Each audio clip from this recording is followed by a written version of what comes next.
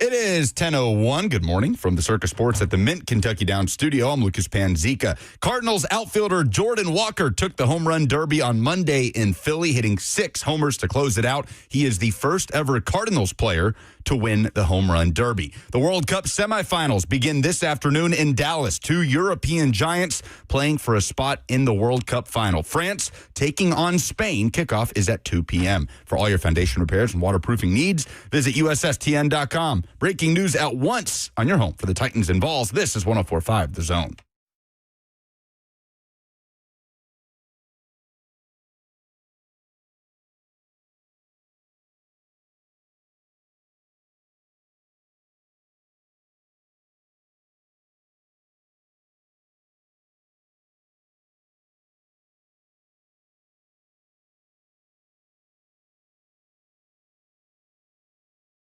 We got to do some investigative journalism to start the show.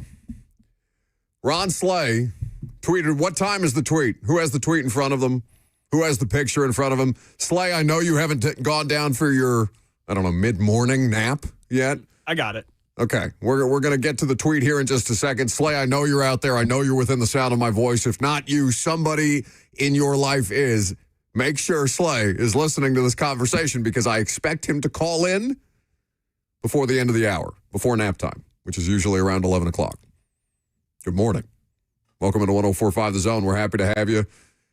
615-737-1045, the number if you want to jump in. We are also live streamed today on Facebook, YouTube, Twitter, and on Twitch. What's the tweet say? What time is the tweet? What's the tweet say? At 10:18 on the night of July 13th, Ron Slay, at the Ron Slay, tweeted, salute to the HC Sports Hall of Fame, which is the Hardin County Sports Hall of Fame, if you're unfamiliar. Congrats to the inductees. Thank you for the hospitality and fellowship. Salute emoji, salute emoji, salute emoji, with a picture of Ron Slay looking very dapper, sitting in a private plane. Okay. Lucas, where is Hardin County? Hardin County is in West Tennessee, an hour and a half from here. And don't sleep on Hardin County, because that is the finest high school football stadium I have ever been to. Okay. Well, he wouldn't have had time to. Hell, he took a private jet. We're going to get there. We're going to get there. That press box at Hardin County High School Stadium, located in Savannah, Tennessee, is insane. It is a collegiate level press box. It is wild to see in person. So I don't know, maybe Hardin County's out here shelling out money for Slay to fly private to be in the Hardin County Hall of Fame. What tie does Slay have to Hardin County?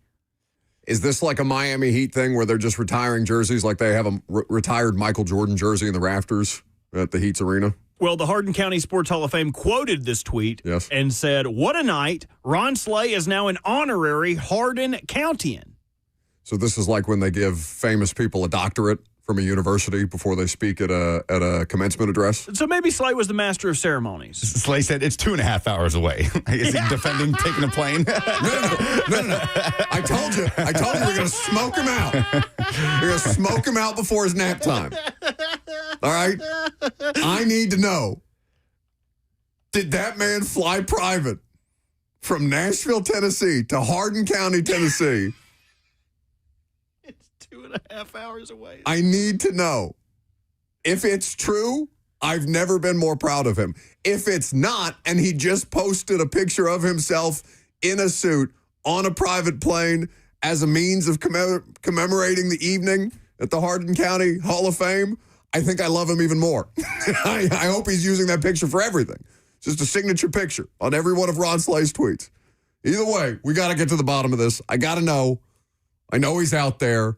He needs to call us. We need answers to these questions. Big J journalism to start the show. He just sent us a picture of the program of his induction ceremony. It's Slay in his Vols uniform, the two-handed dunk photo that many of you have probably seen. He's screaming into the ether as he's rising up to jam it. And again, that does not answer the question at hand. I mean, it looks very official. I mean, maybe Hardin County maybe that's what they do. Presented by PCA. What's PCA? I don't know. Somebody look up PCA as a company. Ron y'all need help. First of all, Who needs help? Who needs help? Y'all need help, man. Y'all out here with this slander that's going on. I'm out here doing greater good for the West Tennessee people out here and entertaining them at their Hall of Fame induction event. This was the problem, man. They call me down. I go down. I'm the keynote speaker. See, y'all should just ask these questions. I give y'all answers. I was the keynote speaker. I'm here asking. Hardin County Hall of Fame. That's all it was. Now, was it a lot of love? Absolutely. It was about 350 people. Great venue. It was decorated beautifully. Man, it was dope. They had a great event. 3 inductees. No, I wasn't an inductee, but they did make me an honorary Hardin Countyan. So, listen, I'm all in. I'm not pushing back on it. No. You're not the plane. You're not answering the question either. You're not pushing back on what? What's the question? The question is simple. That's what we started the show The with. question is simple. Yes or no answer. Did you fly private to Hardin County, Tennessee? To Savannah, Tennessee, not Georgia. Listen. This is what y'all got to know. Yes or no? Do you want me to explain? Well, let him talk. There's plenty of ways to get down to Oxford, Mississippi. I went on the road. What is it, Natchez Trace? I've been through there, the Trail of Tears and everything. There's plenty of ways you can get on the interstate and go down through there. It's a 2.5-hour drive. The scenery is wonderful. Good gosh, man. They know what they're doing. I'm going to tell you that right now, man. I also got to say Thursday, Split Happiness is going down. I'm going to make sure that all the shots are chilled. Y'all make sure y'all get y'all tickets. Matter of fact, the generous guy that I'm feeling like I am this week, I'm buying 2 tickets for somebody. I don't know how we giving them away, what we doing. If we giving away on y'all show, we giving away on our show. But I got 2 tickets for somebody from now to Thursday. If you want to go to the Split Happiness, it's going to be a great atmosphere. The energy going to be crazy. I came on my shirt last time. We're going to have keto shots to get fried. I'm just telling y'all, man, it's a great time. So, man, hey, shout out Hardin County Sports Hall of Fame, putting it down there in Savannah, Tennessee. 4th of July, Memorial Day, Labor Day. Y'all need to get out there, man, spend with the people, man. The lake right there is awesome. Shout out, you know what I mean, to all the people that make it happen. He's filibustering. He's a filibuster. It's all about having the right energy out here, man. That's what it's about, man. So, hey, Quick Landon, appreciate y'all, man. No. Big shout out to PCA and Miss Janet, the CEO, man. I love y'all. You know what? Take your ass to the shadows right now. Oh, my Go. God. Get out of here. So we should have played the music. I didn't even get to hit him with the Oscar. He hung up. Unbelievable. Dude, that's so funny. He just also skirted right around He that. would make a great politician. I'm gonna hold him to one, because he's taking free private flights. I am gonna hold him to that, and I think we should go. What time are we getting to the bowling thing on Thursday? It starts at 6, so 5:30. Oh, I'm sleeping there. Okay. I'm gonna be camped out in a tent. We're gonna look in the game room, and you're gonna have a pillow fort. I'm bringing my own microwave. Okay, it's not necessary. They have a full bar. You're going to sleep under the pool table. They have a kitchen. They do. have food. I get that. But stay out of their pantry. It's not like when you go to Lucas's to Cassett and you start eating his Goo Goo clusters. No,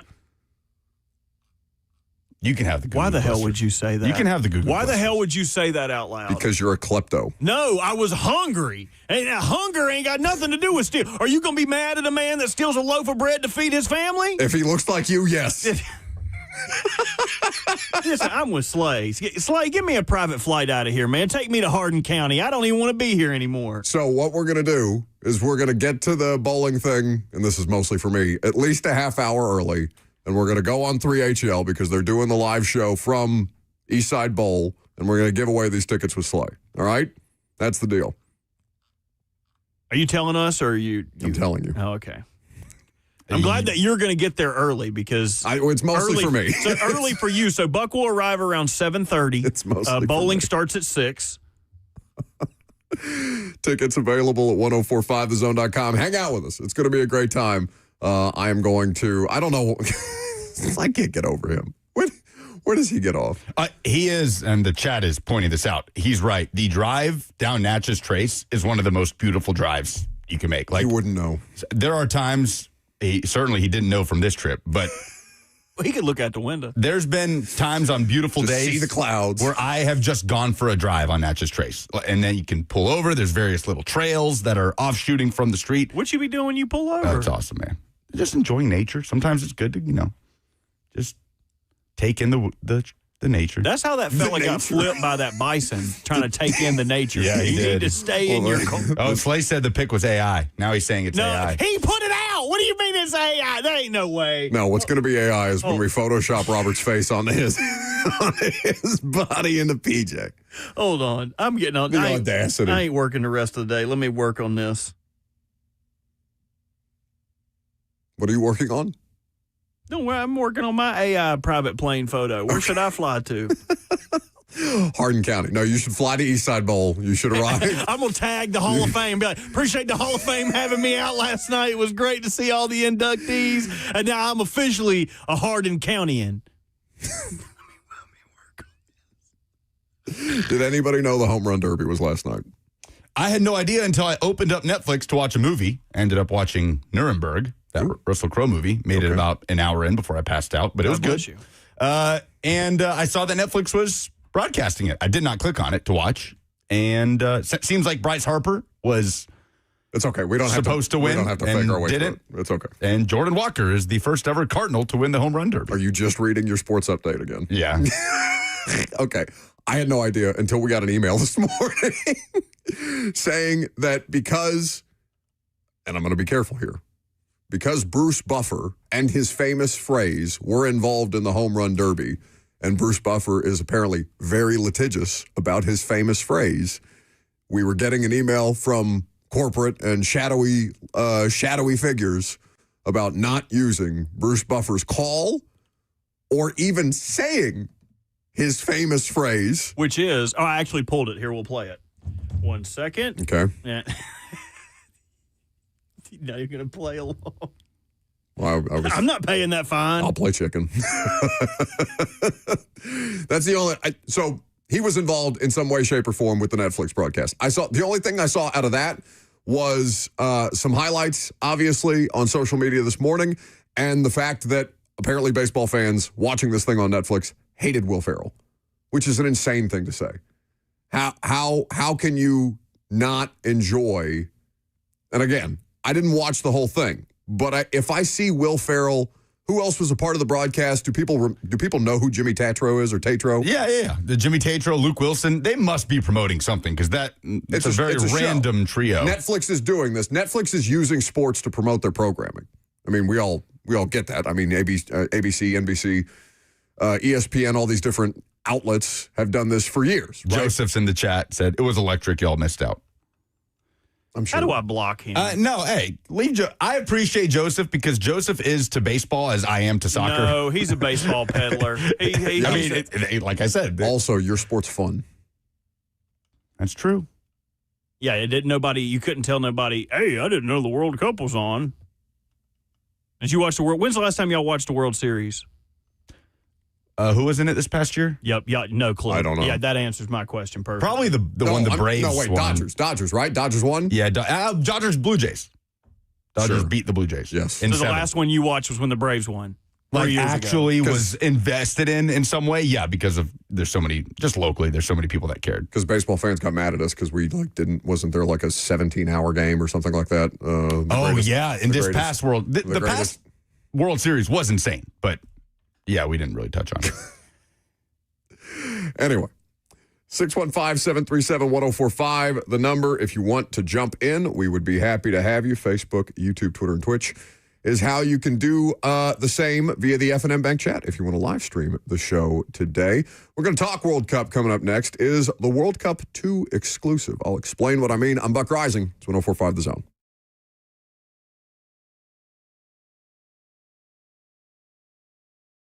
A day at the spa, the perfect gift for birthdays, anniversaries, or any occasion.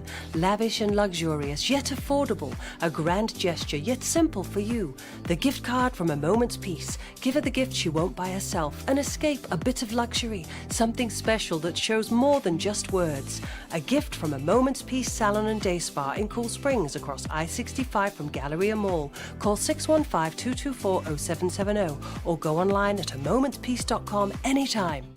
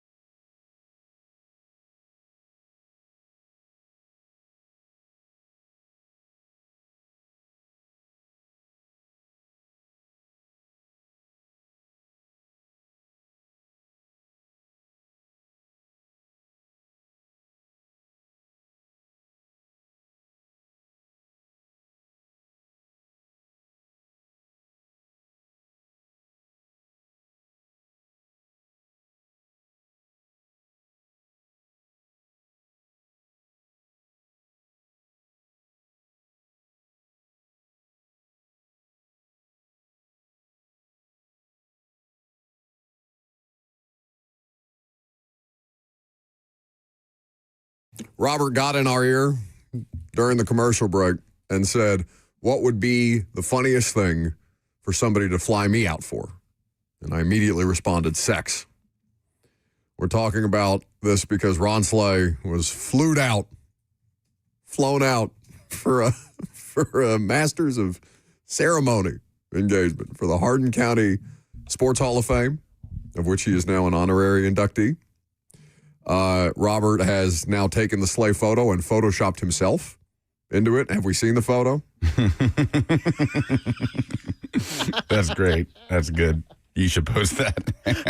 I'm trying to it figure looks out, legit, man. I'm trying really to figure does. out the funniest way to do this. It looks like you're on a private plane. Like, should I quote tweet him? It's Should I doing a lot reply? of work for your jawline, by the way. Oh, shut up. It looks good. My That's what jaw I'm looks saying. good. Speaking of Slay being flown out, 3HL is headed to Tampa for SEC Media Days, July 20th through 23rd.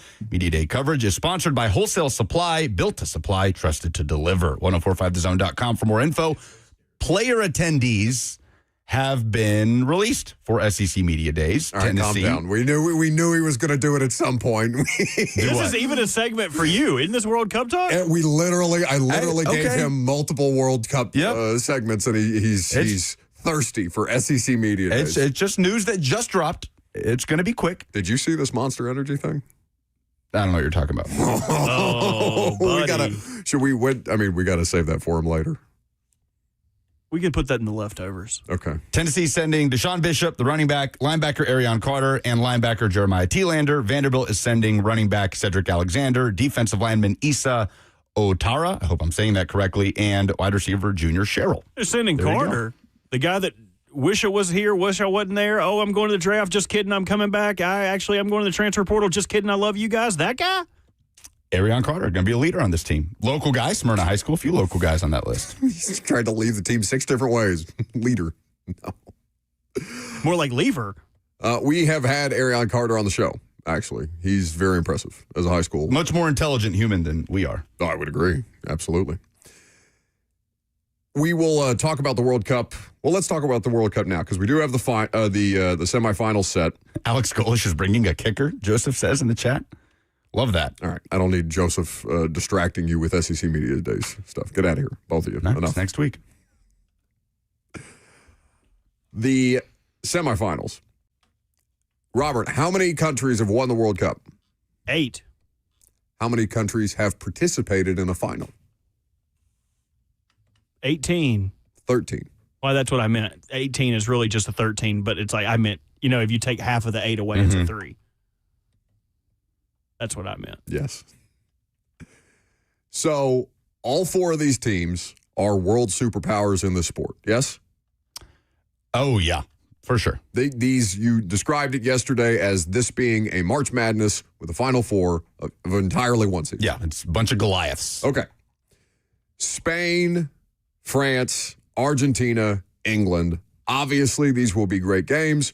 We're looking forward to getting them started later this afternoon. We can talk about the kickoff times being changed to favor European time zones if we want to. I don't think that's that important of a topic. I understand some people are upset about it. Tough. Like, we're not in it. If we were in it, we get to pick the time zones. We got to pick which players. Did you see this Dan Patrick thing, by the way?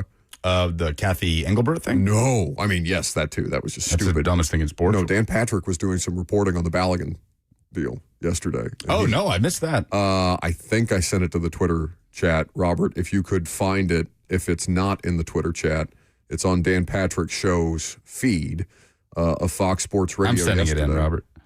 So it's absolutely worth playing here because we haven't talked to you about the Balogun situation, and the fact that there's this new wrinkle to it is worth discussing at some point in time.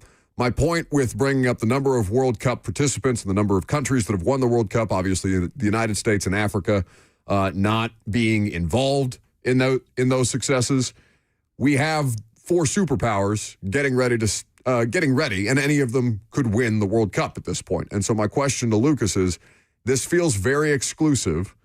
Maybe that's okay. College football felt very exclusive for the longest time. Now it's wide open. Or I shouldn't say wide open. It's as wide open as it's ever been. Yeah, still usually the same teams hoisting the trophy. Indiana has joined that party. This year is I don't know. I think they're going to continue to compete at a high level. I don't know if they're capable of. I don't know if any program anywhere in the country is capable of having a dynastic run anymore, or what a dynasty in college football looks like anymore. Is the World Cup too exclusive? 8 countries out of 48 participating this year, and this is the most expanded the tournament has been. Yes. Is the exclusivity, like college football, one of its hallmarks, one of the things that fans would want to protect? Or is there some argument to be made that at every turn, Argentina seems to be the beneficiary of a lot of favorable judgments in their favor, but they're also finding ways to win it in the final minute and being better in those critical moments than teams like Egypt, lesser competition, what have you. Maybe it's always going to be this way, and I'm just curious as to what the dialogue is around what we got, what was expected, and if this thing is perfect just the way that it is. Yeah, I mean, it's like many other leagues. FIFA is like any other league in the world, right? That it wants its biggest teams and biggest players in the spotlight in the biggest moments, right? Like the NBA wants the Lakers and Knicks to play in the NBA finals, right? The NFL wants so on and so forth. But I don't think this is like a point of contention, certainly among soccer fans. It's kind of an understanding that there are only so many countries that have the resources, have the youth development pipeline that are capable of winning a World Cup. So, yeah, only 8 nations for a tournament that's happened every 4 years since 1930 with about a 12-year blip during World War II. Honestly, off the top of my head, I'd have to do the math in my head. I can't remember exactly how many World Cups have happened, 30-something in the early 30s with 8 nations. And we do not have a chance at a first-time World Cup winner because all 4 semifinalists have won at least one in their history. England has won only one, Spain only one, but they have all been to that mountaintop. But I don't know. Is college football any less of a draw for college football fans because it's usually Alabama, Georgia, Ohio State, now Indiana in the mix there for a national championship? I mean, I wouldn't say so, right? I think there are some examples of that happening, but they're more the exception than the rule, right? Like the Alabama-Georgia national championship game. That was Alabama, yes, a superpower, a national brand. Georgia, superpower, national brand, very, very regional, like very, very SEC specific. Now, that game was one of the best national championship games I've ever seen, right? That's the game where Hurts gets benched for Tua. Tua comes back and wins it. Nick Saban looks like the smartest human being on the planet. And it was probably, is that the peak of Alabama before, things started to become more open for other programs to get involved with this? And I can't remember when was Ohio State's national championship with Urban? Oh, Herb won it. That was 2015. Yeah. Yeah. So anyway, 2014 season. I think, if I'm not mistaken. I think in the previous format, you had some level of drop off, and I think a lot of the Clemson Alabama games. I mean, how many Clemson Alabama games did we get at the height of Dabo and Saban? I felt 3 like or 4. Yeah, right. So it's enough to where you were kind of like, okay, I've seen it. Yeah. Maybe it's better than the last one. Maybe it's not. I don't know. I think they've kind of eliminated that problem. It's certainly like college football now with NIL and the transfer portal, like all the resources are so much more scattered than they were before. But for generations, for the majority of all of our lifetimes, and for people that grew up in an era where there wasn't even a national championship game until 1998, right?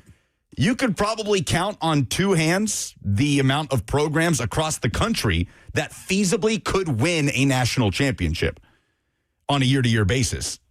And it didn't make the draw any less. And when we try to do this with the World Cup and with international soccer, those comparisons to American sports, really the only comparison is with college football in my mind, because every other American professional sports league operates under the same governing body, right? Under the same salary cap, where these leagues promote parity and they have rules to encourage parity and this constant cycle of teams going up and then going down and coming back up again. Whereas international soccer is like college football historically, where countries all over the world have their own way of doing things. College football leagues across the country have their own way of doing things, and there's just such a variance of levels across the board. And at the end of the day, there's only a certain percentage of college football programs or international soccer federations that have the resources, that have the talent pipeline to ultimately compete for and win a World Cup, compete for and win a college football national championship. It's not really a big discussion. I've never had it as a discussion in my lifetime. I mean, it's like the NCAA tournament. We talked about this. The chaos happens in that opening weekend. Like, we love it. We love it when VCU storms back to upset UNC. None of us are under any illusion that VCU is capable of winning a national championship, right? So, like, the Cabo Verde story is no less thrilling, inspiring, whatever word you want to use, because you know that Cabo Verde can't win a World Cup. They're just not capable of it. But to watch them get out of the group the way they did, push Argentina the way they did in the round of 32, and the lasting impact that that has on those players, on that nation, that's why you love the World Cup. That's why you love March Madness, for moments like that, where at the end of the day, there may be a Cinderella in the Final Four, and there has been in World Cups past. I mentioned yesterday, like South Korea, Turkey. These are nations that do not have these rich footballing traditions the way in England or a Spain or a France does, but they've made semifinals in their history. But it's a whole other thing to get over that hump to win a World Cup. We've seen Cinderella runs in the NCAA tournament, but at the end of the day, it's going to be one of these powers that we know to be in college basketball that are winning the national title. Same goes for international soccer. It's probably just an American opinion. I'm like, hey, maybe this thing needs to be more inclusive. I want to win. I want one. I want Egypt and the U.S. to have a chance to win a World Cup. So I'm probably just looking at this through insane amounts of bias. Yeah, I mean, the only teams that looked even remotely capable of winning a World Cup for the first time in this tournament, coming in, Portugal, with the talent that they had. Over the last decade or so, Croatia certainly knocked on the door, made a semifinal and a final in each of the last two World Cups coming into this one. Morocco has started to establish itself, making a semifinal and in this World Cup a quarterfinal. So you are starting to see other teams try to join the party. But yeah, it's an incredibly, incredibly hard hump to get over. And typically it's the nations that have been there before. The last time we had a first-time winner was in 2010 with Spain. And it's kind of crazy that Spain only has one star on their jersey, especially in the 21st century with just the ridiculous all-time legends that have come through the Spanish national team. Now they have a chance to add a second. For a while, it was France that only had one, and they didn't win one until 1998. That's kind of insane, that France never won a World Cup until 98 with the players that have been through, and now they're knocking on the door of their third World Cup title. So at some point, there will be a ninth nation to join that party. But to me, when you really zoom in and look at it, it's not that different from other sports. It's just international soccer is a sport that is impossible to all have under the same umbrella with the sort of motivation of parity that the NFL is able to have.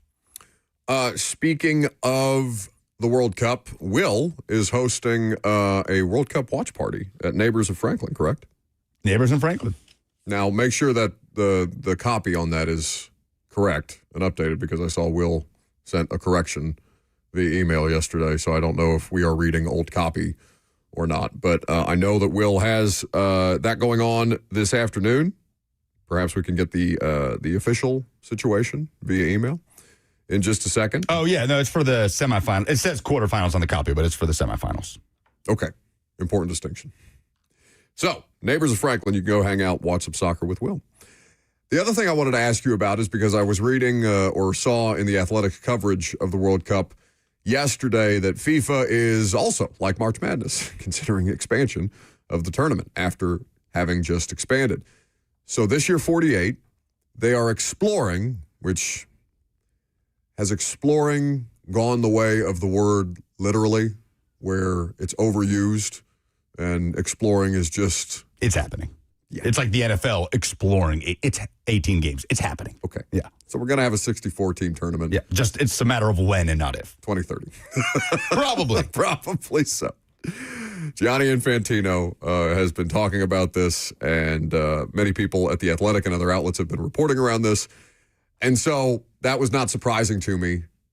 I don't know if the success that they've had in the United States and Canada and Mexico is replicable. I don't know if that's why they're trying these larger scale World Cups where you're having multiple host countries. You mentioned in 2030, it's kind of a weird collection. It's in Spain, Morocco, and Portugal, which is like so geographically all close. 1, 2, 3. But here's the thing. They're playing 2 games in Uruguay because it's 2030. So it is the 100-year anniversary of the first ever World Cup, which happened in Uruguay in 1930. So the opening match of the 2030 World Cup is actually going to be in Uruguay in the same stadium where the 1930 World Cup was held, which I actually think is kind of cool, but you're going all over the globe. Maybe you should just have the World Cup there. I think to have it in Uruguay and Argentina. Yeah. Like Uruguay cannot host 48, much less 64 teams, right? Like that inaugural World Cup had 13 teams in it, if I'm not mistaken. But yeah, have it in Uruguay and Argentina or something like that. But they're going to have it in Spain, Morocco, and Portugal, and a couple games in Uruguay. All that to say, why, if they've had incredible financial success, I'm sure they're going to break a number of records as far as what they made on this year's World Cup, FIFA. FIFA is renowned for being as thirsty as humanly possible for every dollar. And to this point, Lucas, they've been proven right. All this price gouging stuff on the front end, people are buying these tickets. Yeah. People are showing up to these games.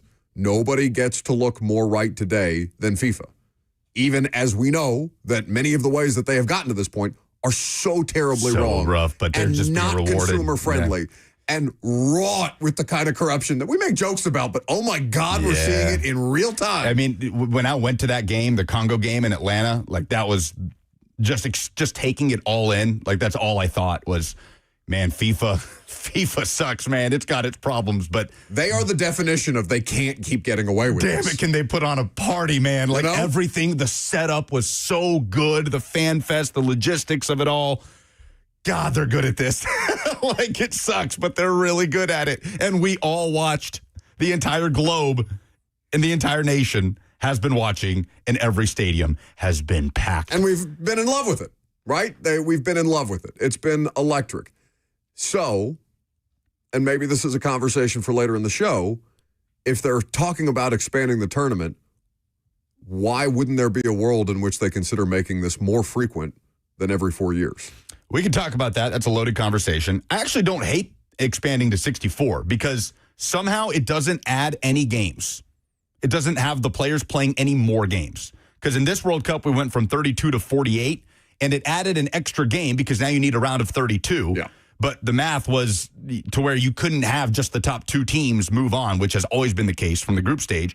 You had to have the 8 best third-place teams move on, which I did not like. I hated that we had 48 teams and only 16 got eliminated from the group stage. Not a fan. With a 64-team World Cup, you don't add any more games because you can just go back to that format of the top 2 teams in each group move on, no third-place teams, and you still start with the round of 32. So even though you're adding on all of those teams, players don't play any more games than they were in this World Cup. So I actually don't hate it. There's been flaws to the 48-team format, but the product was not nearly as watered down as I thought it was going to be, with Cabo Verde doing what they did and Congo pushing England to the brink. And we just had so many of these incredible stories. So I kind of conceded and said, okay, let's get Luxembourg in here, see what happens. That's the thing, right? How much heavy lifting for FIFA on the expansion front is Cape Verde doing unto themselves? It's so much. That's what I'm saying. Like, because we saw it once, we're like, it could happen. Yeah, this little cluster of islands off West Africa. Could happen. Yeah. Why couldn't it be me? Have you seen the tourism boom that Cabo Verde is getting now? Sure. And you look up Cabo Verde, like, this is the most beautiful place on the planet. Of course people are going to want to go there. And this is what had to happen for them to get on the map. The plumber goalie has more followers on Instagram than Harry Damn Kane. More than any NFL player. Oh, yeah. More than half of the teams in the NFL. I mean, plumber goalie. He is a professional goalkeeper playing in the 2nd division of Portugal, but I get what you're saying. Some respect on Vozinha's name. Like a little dismissive. What do I have to give away? What's in the nebulous prize bucket? Tickets to go see Stained. And a $100 gift card to a Moment's Peace Salon and Day Spa if you call in the next segment, 615-737-1045, and tell us what in sports made you say, oh no.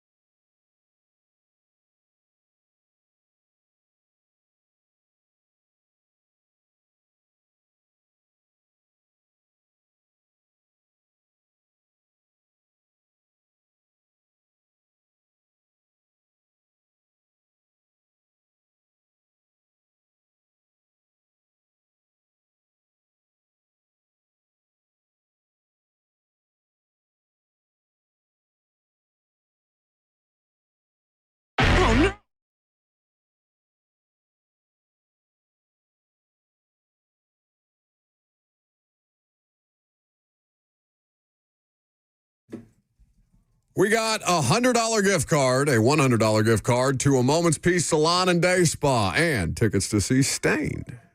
If you call us 615-737-1045 and tell us what in sports made you say, oh, no.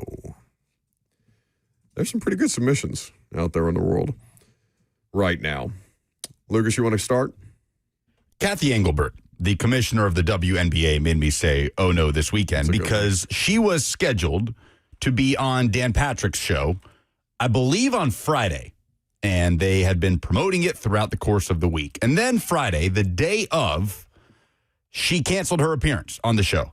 Now, Dan was broadcasting from a golf course. There was some sort of tournament. What was happening? It's the celebrity tournament that they all play in every year. Lake Tahoe, the whole thing. Here's the problem with Kathy Engelbert canceling her appearance on Dan Patrick's show last minute. She was going to get on there and answer questions about all the Caitlin Clark stuff. Been pretty messy, right? We talked about it. And she canceled. Since you've left, by the way, there's a bunch of Republican lawmakers that are trying to sue the WNBA on behalf of Caitlin Clark, which she has no interest in. Okay.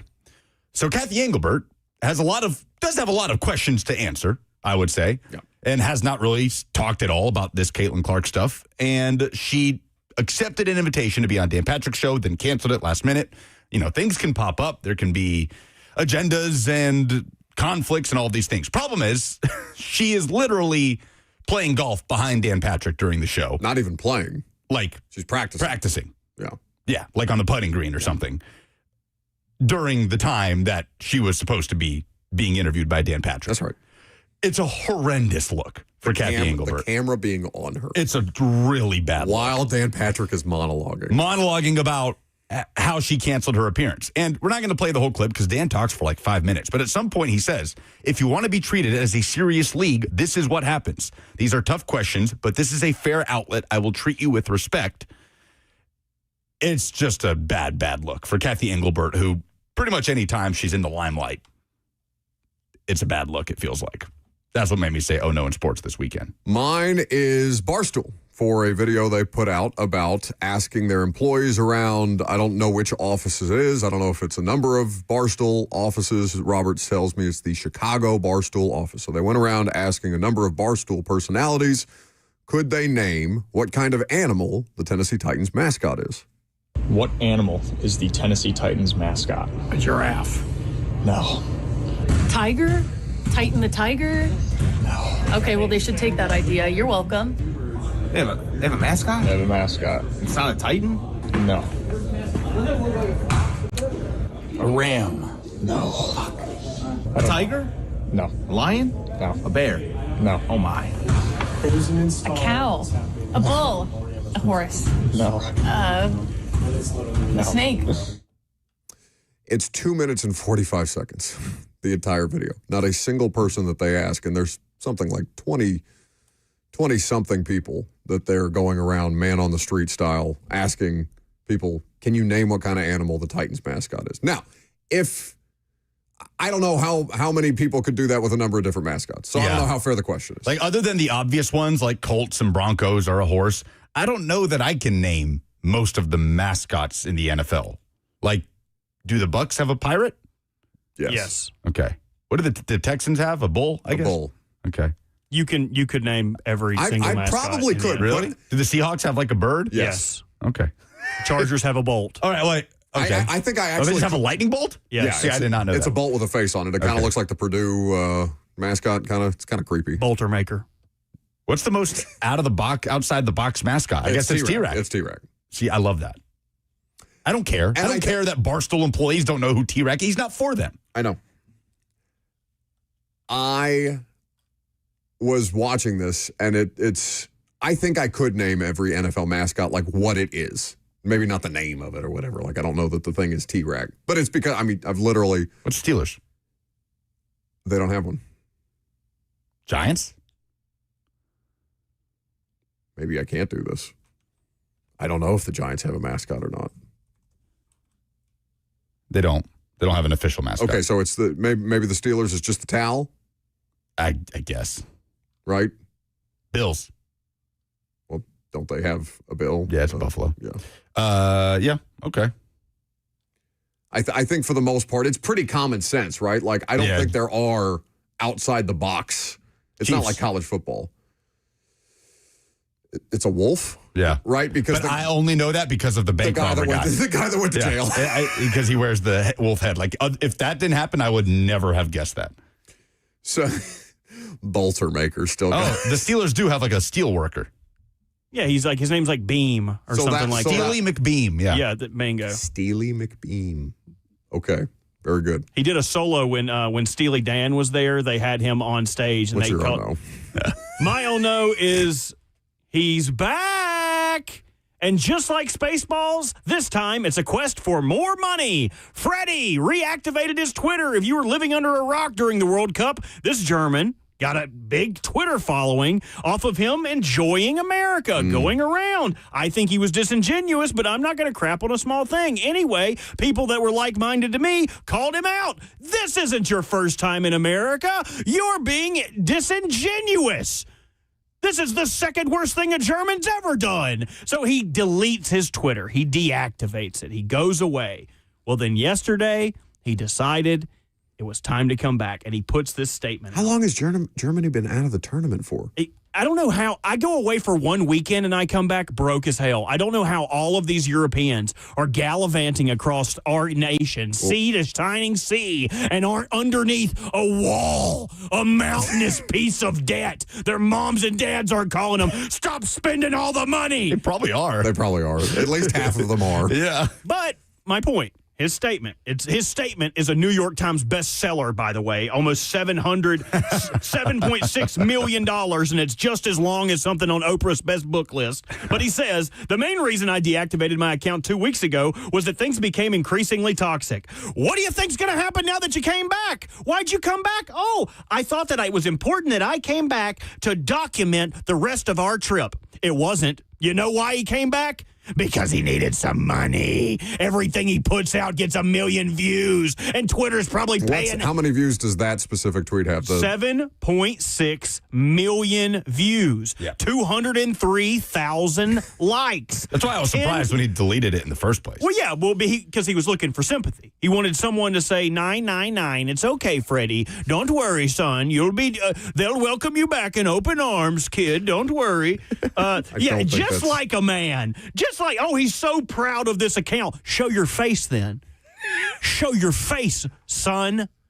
Take that little emoji off. Stop hiding behind Cristiano Ronaldo, Messi, Houlihan, or whoever the hell your profile picture is. Great PR for Ronaldo. I can't stand it's just this Ronaldo's guy. face. He didn't really need it. It gets worse. It gets worse. 24 minutes ago. Good morning from Cherokee, North Carolina. Oh. Home of the Cherokee Indian Reserve. He's staying at the casino. We're running a bit low on sleep and money because we might have stayed a little too long in the casino of our hotel last night. You stayed at the casino. You didn't stay at a hotel near a casino. It is a casino. But I digress. This isn't just like the TED scene where the European guy doesn't know full English. Nevertheless, the trip continues. Next direction, Nashville. He's on his way here. So what do you want to do? Beat him with sticks. Let's get him to give some of that money to Hattie B's. What I would like him to do is show up. It's what I would like all the rest of us to do. Everybody that called in for that snake hunt, I need you to show him the opposite. No, you didn't hear about of this Southern either. hospitality. We have a full Burmese python. Oh, yeah. Militia. Robert told me about it. Do not let him feel at home here. One, because he's going to show everyone how nice Nashville is. Sorry, inn's full, no room for baby Jesus or Freddie. CNBC says we're the worst place to live in America. Good. Did you see this? Good. Keep it up. Tennessee is, yeah. Good. According to CNBC. Not a big fan of Freddie. Not a big fan of what he's doing. Just say you're doing it for the money, and I would respect you, but you're a liar. Robert's hated Freddie from day one. I'm not going to flip-flop. Well, have you hated him from day one because Yes. you believe He's him to be disingenuous. Disingenuous In nature. the whole way through. Yes. His tweets have been reminders of just how gorgeous some parts of this country are, man. Like the drive through the Smokies, he saw a black bear. Just little reminders. Don't get off his Twitter. Stop looking at it. Stop paying him. Block him right now. In fact, go back to it. Hit back. I'm on it. Block him. I don't want to block him. You need to do this for me. I'm putting my foot down. I don't ask you for anything. Block him right now. Can you see his screen? I blocked it. There you go. Did it for you. Don't unblock it either because I'm checking. We're doing hand checks, just like church trips, dude. Hand check. We got to go. I'm Buck Rising. It's 104.5 The Zone.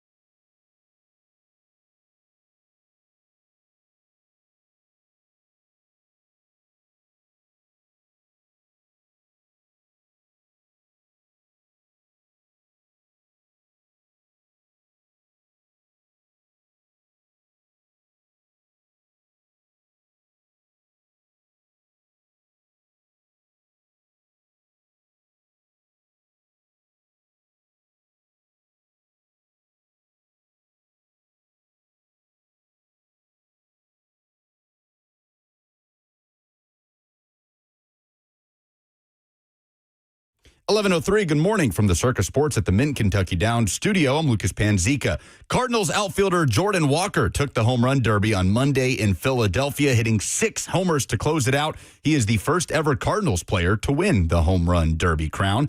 The World Cup semifinals begin this afternoon in Dallas. 2 European giants playing for a spot in the final. France takes on Spain. Kickoff is at 2 p.m. Player attendees have been announced for SEC Media Days coming up next week in Tampa. Tennessee is bringing linebacker Arion Carter, running back Deshaun Bishop, and linebacker Jeremiah Thielander. Vanderbilt is set to bring running back Cedric Alexander, wide receiver Junior Sherrill, and defensive lineman Issa Otara. For all your foundation repairs and waterproofing needs, visit USSTN.com. Breaking news at once on your home for the Titans and Vols. This is 104.5 The Zone.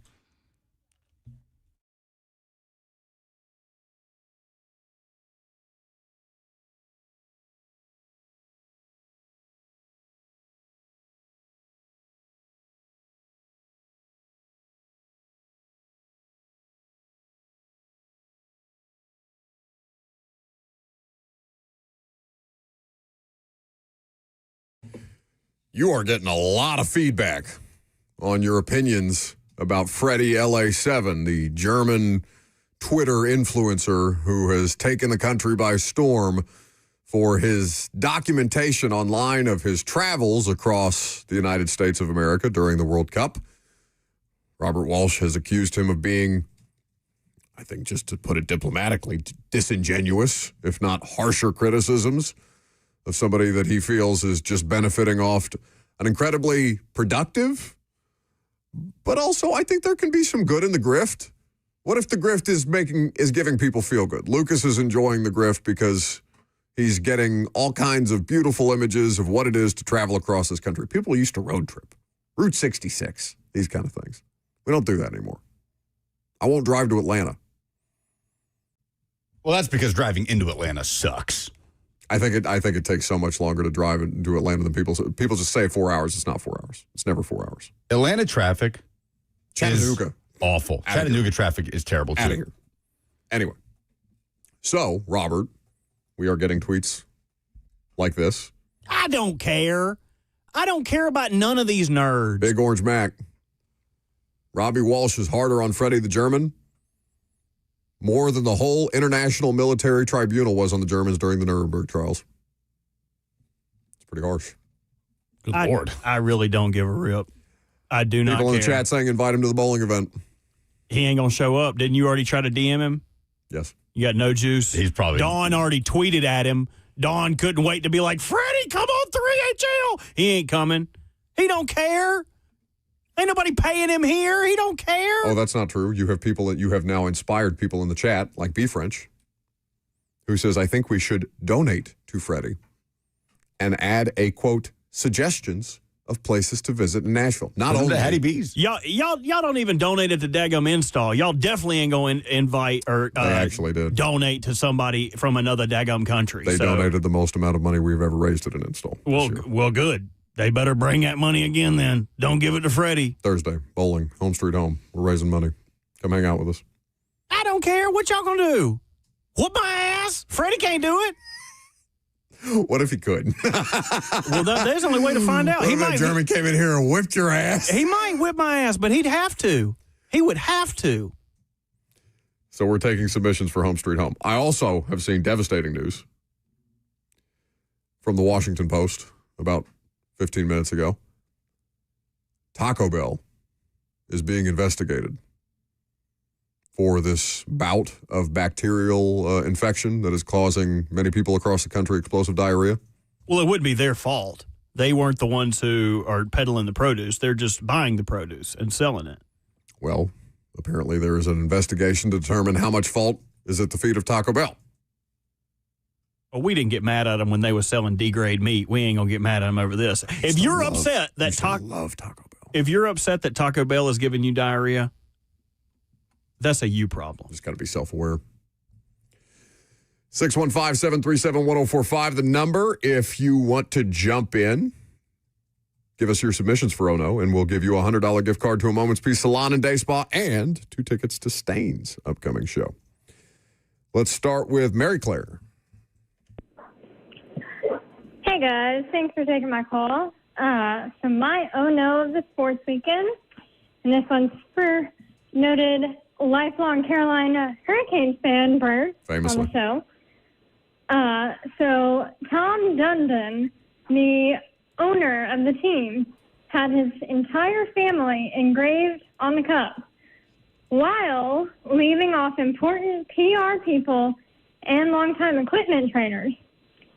And so my oh no is his family being there, who some of them were in middle school, I believe, and leaving off people who actually contributed to them winning the Stanley Cup. That sucks. Thank you for the call, Mary Claire. That's a strong submission to start. Were you aware of this? Right up front and center. Put them. I mean, I think they put the dog's name on there before the coach's name. There are 1, 2, 3, 4, 5, 6, 7 members of the Dundon family engraved And the dog. on the Stanley Cup. What's the last name on there? It starts with a T. Yep. It's Tagan? Yeah, that's their dog. Tagan. Tagan. Caden, Dax, Drew, Blake, and Tagan.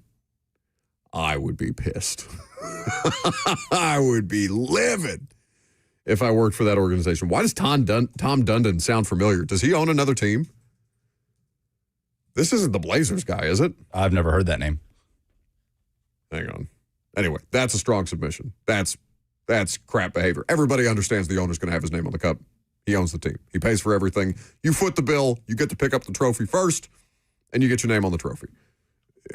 I don't know that you need, your extended family engraved on the trophy at the expense of people who actually work and helped your organization achieve at the highest level. Really strong submission by Mary Claire. How about Ace in Nashville?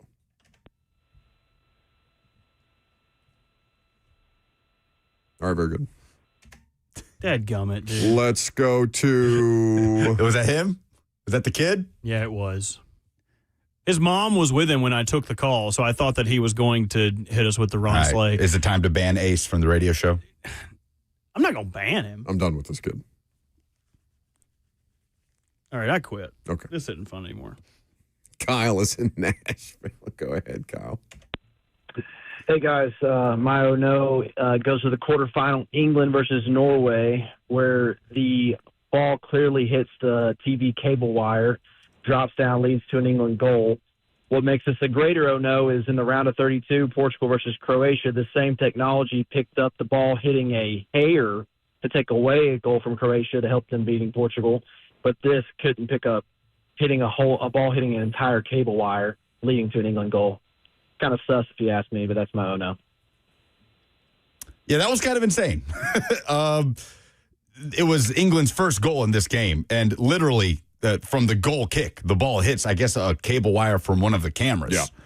And it took the slightest of deflections. But FIFA put out a statement saying before England's goal in stoppage time against Norway at the end of the first half, the sensor and the connected ball showed no peak in the, quote, heartbeat of the ball when in the air, and therefore no evidence that the ball touched the overhead wire and changed the movement of the ball. But you can clearly see that the ball changed direction in the air. It wasn't like a super dramatic change of direction, but it did affect the way the ball came down onto the field. England won that ball out of the air and quickly transitioned into a goal by Jude Bellingham that was obviously instrumental in their extra time win. So that was insane. Been some weird stuff happening in these last few days. Kroll gave me the phrase that's being used on the internet about Argentina, Vargentina. I like that. Which I enjoyed very much. Antonio is our last submission. What you got? Yeah, this is Coach Tonio from a Parkwood baseball team. We just won our second straight state championship team. Ace is a kid off my team, really like the MVP of my team. And we was just looking for a little help getting to Laurel, Mississippi, so we could get to the World Series. You can go to our GoFundMe, or you can go to... What? What's the problem? You're trying to go to the World Series. You stink, man. I'm Buck Rising. It's 104.5 The Zone.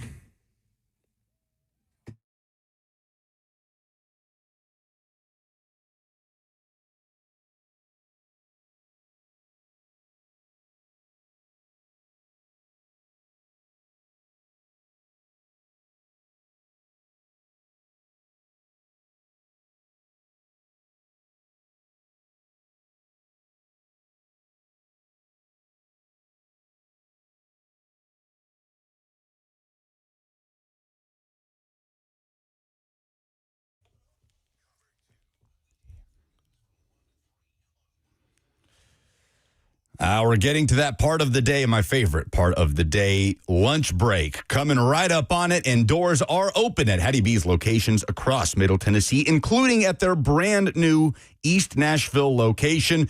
If you want a spot to watch the soccer action during your lunch break, you've got France and Spain kicking off at 2, England and Argentina tomorrow at 2 p.m. There is not a better spot to go sit back and watch part of the game on your lunch break than that new East Nashville location. The hangar event space right behind the restaurant, tables, a pool table, arcade games, and televisions everywhere to sit back and enjoy it in a relaxed environment. Of course, enjoying the best hot chicken in the world. You can also order for pickup or delivery. Download the Hattie B's app today. You will be amazed at how generous Hattie B's is with those rewards. Go to HattieB.com where you can order as well, and go to Hattie B's Hot Chicken.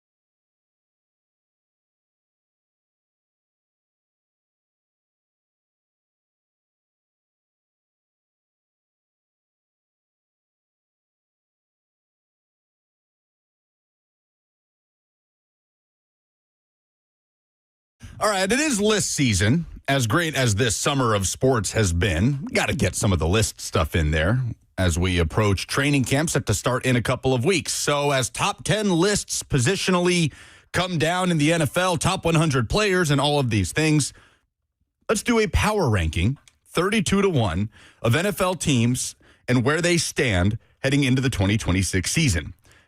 We are fueled by Hattie B's Hot Chicken. Download the Hattie B's app today. Go watch the soccer action at the new East Nashville location today and tomorrow. So, Buck, for the first time in the history of this show, you have decided to not just grift on somebody else's opinion and repeat things that are said to you or read other people's lists. You actually sat down and power ranked 32 NFL teams?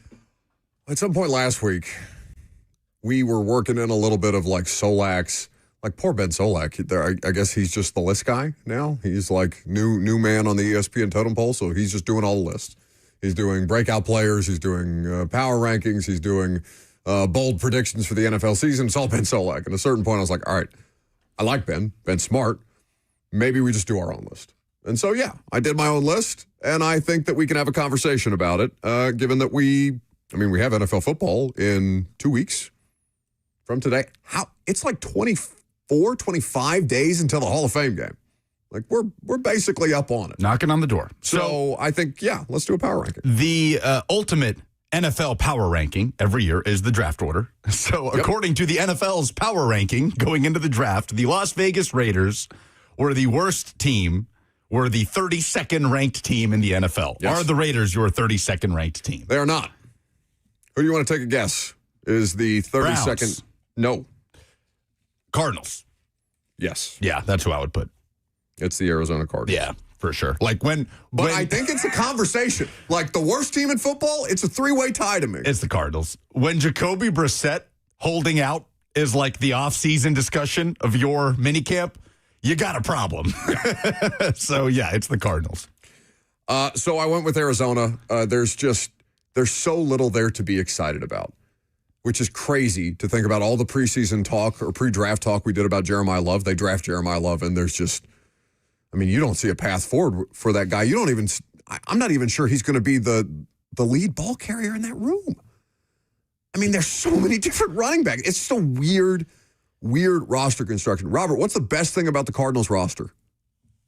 If you had to pick one thing. Young talent. Trey McBride. Trey McBride is an excellent, he's the best tight end in football. Marvin Harrison, they've got a good left tackle. They just drafted Love. Like, they have a lot of young. Walter Nolan, who they drafted last year, didn't get to play a lot because of injury, but it was thought of as the best defensive tackle in that class. Will Johnson, the corner. Should they get the right player in next year's draft, that's probably a decent team. Now, it's a hell of a division. So they're up against it. But there's no question to me that we're talking about the Cardinals at picking at the number one pick next year. Yeah, like they are going to be heavy underdogs in every single divisional game that they play against the Seahawks and the Rams and the Niners. So, yeah, that is fair. So, 32, Arizona. 31, Miami. I feel bad for Malik. And I know people will say, well, he got an opportunity. It's whatever you do with your opportunity. You got real NFL starter money. He didn't really. He got somewhere. It's somewhere between. He's in the Jacoby Brissett zone, right? That's kind of where he's sitting right now. Now he's making a little more than $20 million AAV, and I'm not sure quite the cap breakdown. We could look at that at some point if it becomes a relevant conversation. But Malik Willis in Miami, he has to look at name a Dolphins wide receiver. Oh, we've put Jahan Dotson. Isn't he a Dolphin right now? Am I wrong? I think he's somewhere else, but that would be the type of receiver that they would have. He's a Falcon. He's a Falcon. Okay, I don't know why. But it's in that vein, right? I'll tell you. You're right. We did the game. Who's the third wide receiver on the Falcons? And it was Jahan Dotson. We did play that game. So it's the Dolphins. I don't even know if you're a team looking at the Dolphins roster, other than Aaron Brewer, who's the best player on that team? You're talking about, so the wide receivers right now for them are Jalen Tolbert, Tutu Atwell, and Malik Washington. Achane is a running back. No, you said who's the best player on that team besides Aaron Brewer? Achane. Okay, very good. Brewer. That's so wild that like we're sitting here. I mean, I'm just thinking about the last few years in Titanland, and here we are, July 14th, 2026. Aaron Brewer is the best player in the Miami Dolphins. He's the best player at his position, I think. I think Achane's probably the best player on the roster, but Achane. Did Achane make one of those top 10 lists? I'm sure. Brewer, I don't think it's out yet. Brewer is closer to being the best center than Achane is to be the best running back. I think it depends because Aaron Brewer could not be a center for every single team in the NFL, but Achane could definitely be the starting running back. He couldn't hear. He could not hear. Also, we need to stop sleeping on Zach Sealer.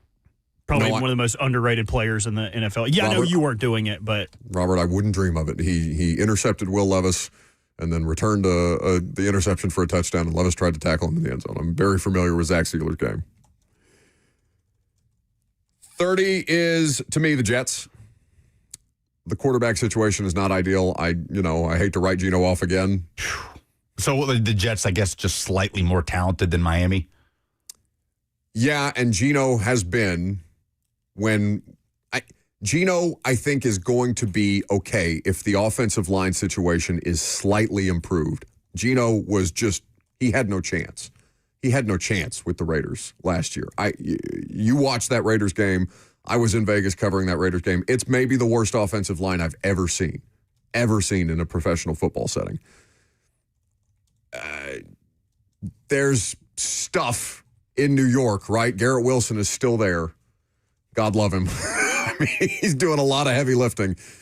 And people seem to have really liked their draft class, other than the fact that they took, who's the running back? They drafted Cade Klubnik, the quarterback. They drafted Cade Klubnik out of Clemson, who said that he went to bed, I think, the night before dreaming about being a Jet, which is something that nobody's ever said.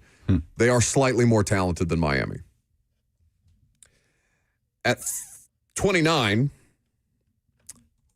it's the Cleveland Browns. I think the Browns could be fun and frisky. We did the tiers earlier in the offseason. Lucas, I can't say anything positive about the Browns until I know what the hell their quarterback situation is. And even then, I don't think the quarterback situation would make me say anything positive about the Browns. All right. Now we're getting into Titans territory. Yeah, that's where I have them. I have them at 29. I have them below the Giants. I have them below the Raiders. Is Kirk Cousins the best quarterback between Kirk Cousins, Jackson Dart, and Cam Ward? Because I think that Titans fans would probably have a hard time with that. And I understand why, if you're talking about upside, of course, there's not a conversation to be had around 37-year-old Kirk Cousins. But when last I saw all three of these players play, I trust Kirk the most. And I think on a significantly improved Raiders roster, that's going to be the best of the not worst teams, but probably a year or two away teams. And maybe Cam, makes the kind of jump that Titans fans are hoping for this year, and we're having a completely different conversation about him next year. But I just think there's still a lot to learn about the Titans, about the Giants too. I feel similarly about all three of these teams. I just trust Kirk more than I trust the other two. So Titans 29, Raiders 28, Giants 28. Oh, Raiders 27. Yes. Okay. We could play this game with the Raiders too. Name a Raiders wide receiver that's not the ball. Yeah, you got me. You stumped him so fast. Bench. Correct. Yeah, their second round pick, Texas, right?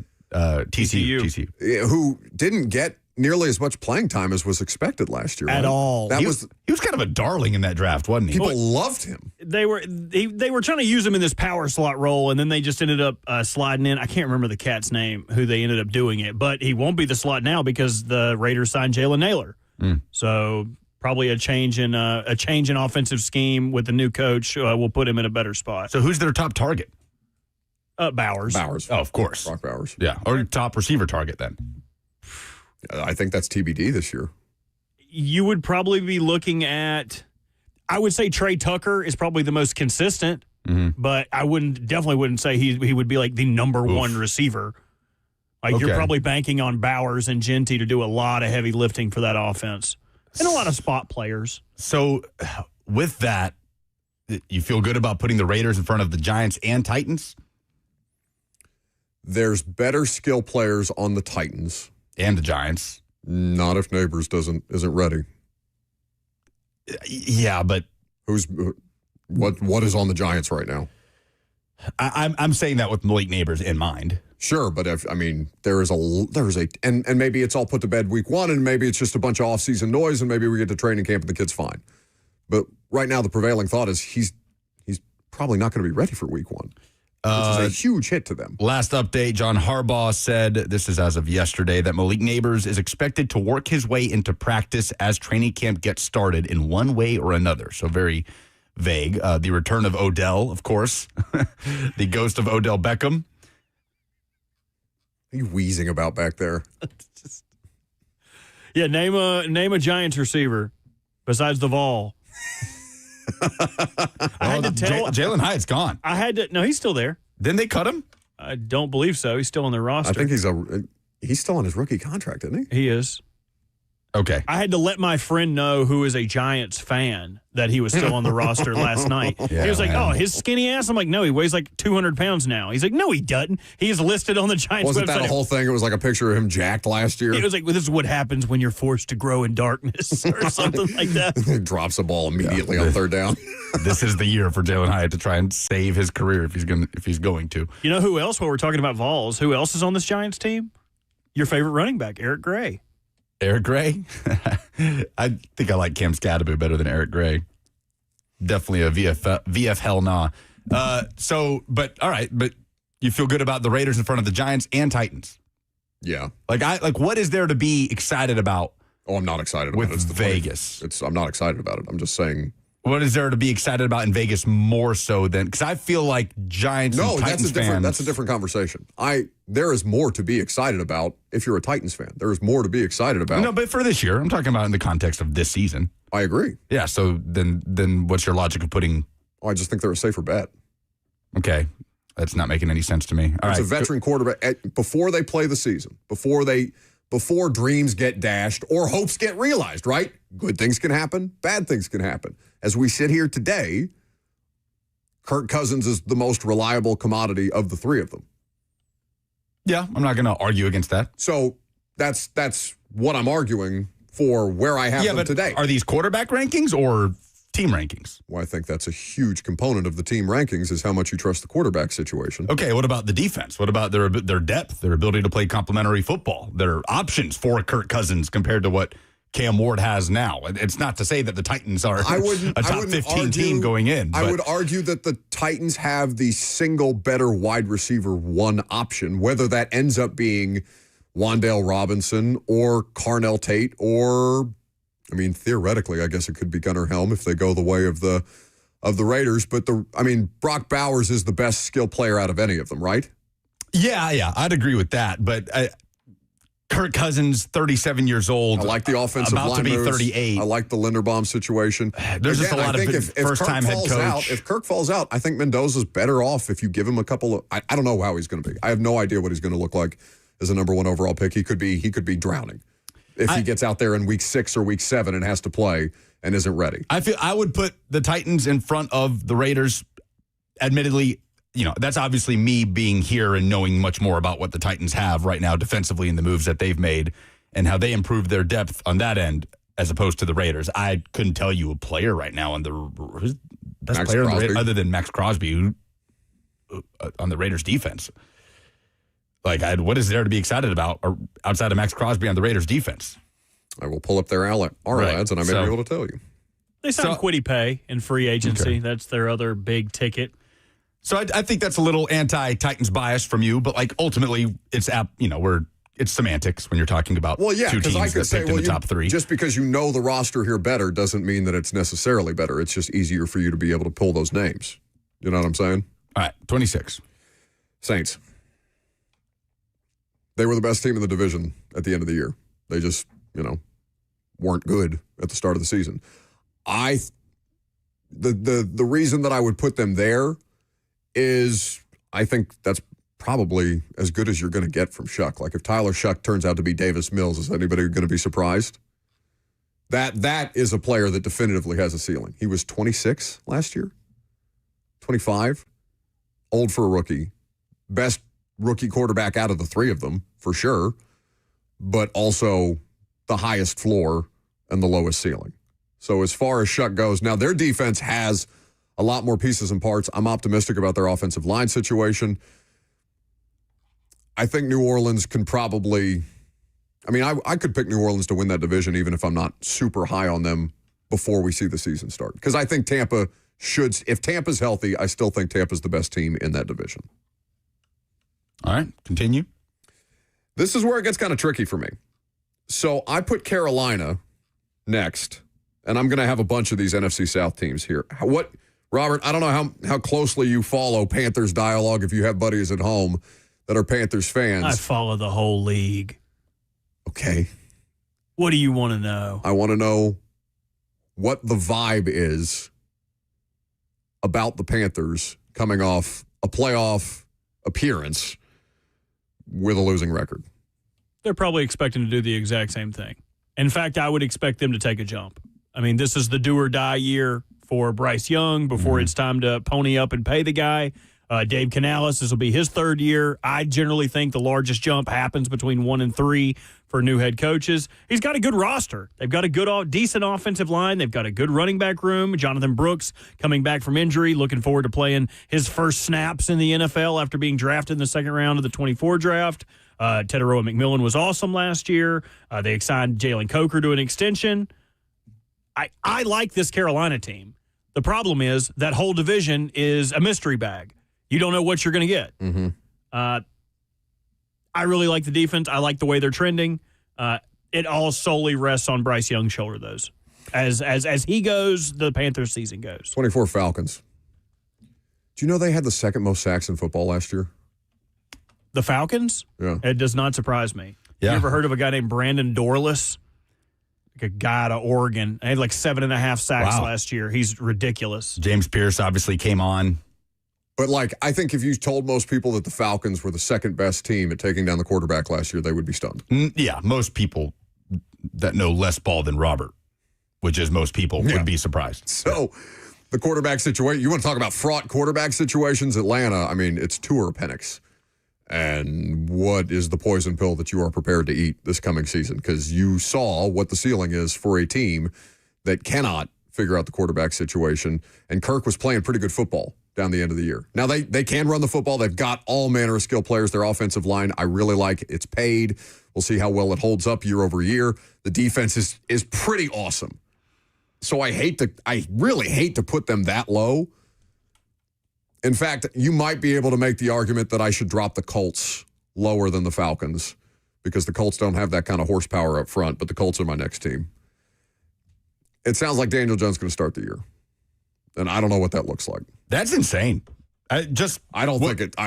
Again, he knows his body. They know his body better than any of us. I think that's a bad idea. My brain, when I think Achilles injury, I think a calendar year. Until Aaron Rodgers, right? Rodgers and Kevin Durant. Now, Kevin Durant's obviously did not go well. And it's different for basketball NBA players, but he is apparently cleared to do everything. That is, according to the Colts athletic reporter, James Boyd. Yeah. So, obviously, he's coming off a 2-year, $88 million deal this offseason. They're the best. They were the best team in the AFC for the first half of the season. And then the injuries obviously got to them, and they traded a first-round pick for Sauce Gardner, and now they look – I hate to say that they look foolish after the fact because how could you possibly predict the worst thing was going to happen to you there? But they're just kind of in a weird spot, the Colts. Robert, you have something? I feel like the Falcons are one World Cup ago's Belgium.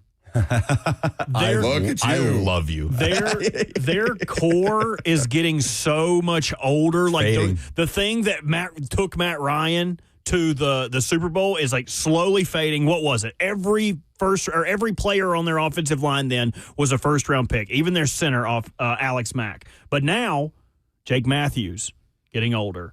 Matthew Bergeron, he's a younger guy, but not a first-round pick, second-round pick. Their center's an undrafted free agent. Chris Lindstrom was drafted before COVID. They had to bring in Jawan Taylor because their right tackle retired. I think we've always thought of Atlanta as being a consistent offensive powerhouse, and I feel like they're reaching the end of that rope because they don't have someone they can trust at the helm, and two, the whole of the ship is rotting away. They haven't with been. Pitts and Bijan as the young centerpieces. But even and that's then, huge, they never but- really achieved that, right? Because they did draft all those dudes, Robert, and then they didn't do anything because they had Ritter. Yeah. Like, it's been so long since I have thought of the Falcons as a consistent offensive football team. It's been since Matt Ryan was playing at a reasonably high level, and even that's been a long time. So, 24 Falcons, 23 Colts, 22 Vikings. J.J. McCarthy is a complete unknown to me.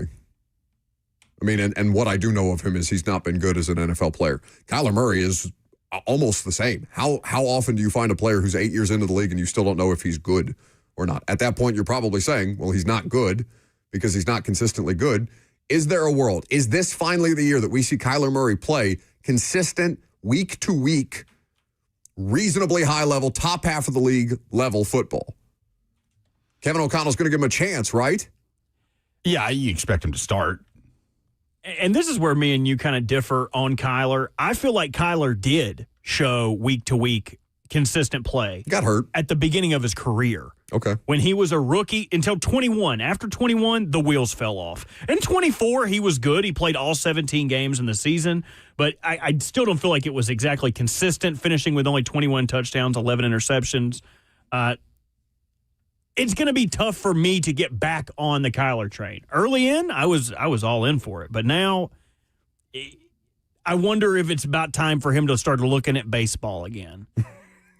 Can I still play shortstop? How many years can we still have that conversation with Kyler? Let's see. How many years of college football? He didn't use any of his baseball eligibility. Can he go back and play college baseball? Is that a thing?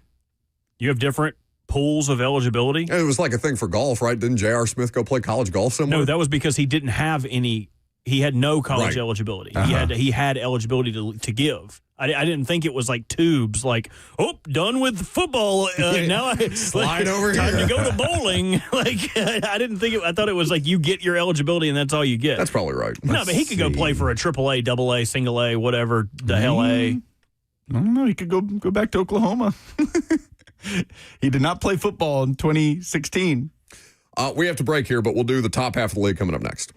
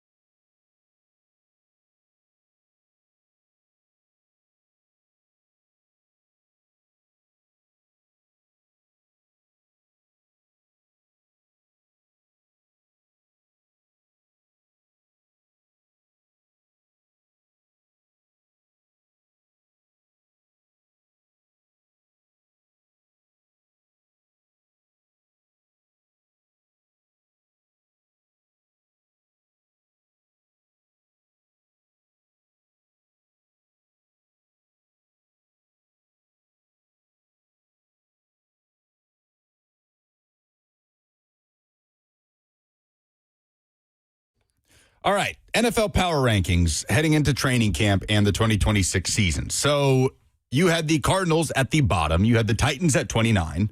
We left off the last segment at 22 where you had Minnesota. With all kinds of hate for Kyler Murray. Not hate. But love for Kirk Cousins at the age of 38. I would say Kirk Cousins has had a significantly better career than Kyler Murray. Yes.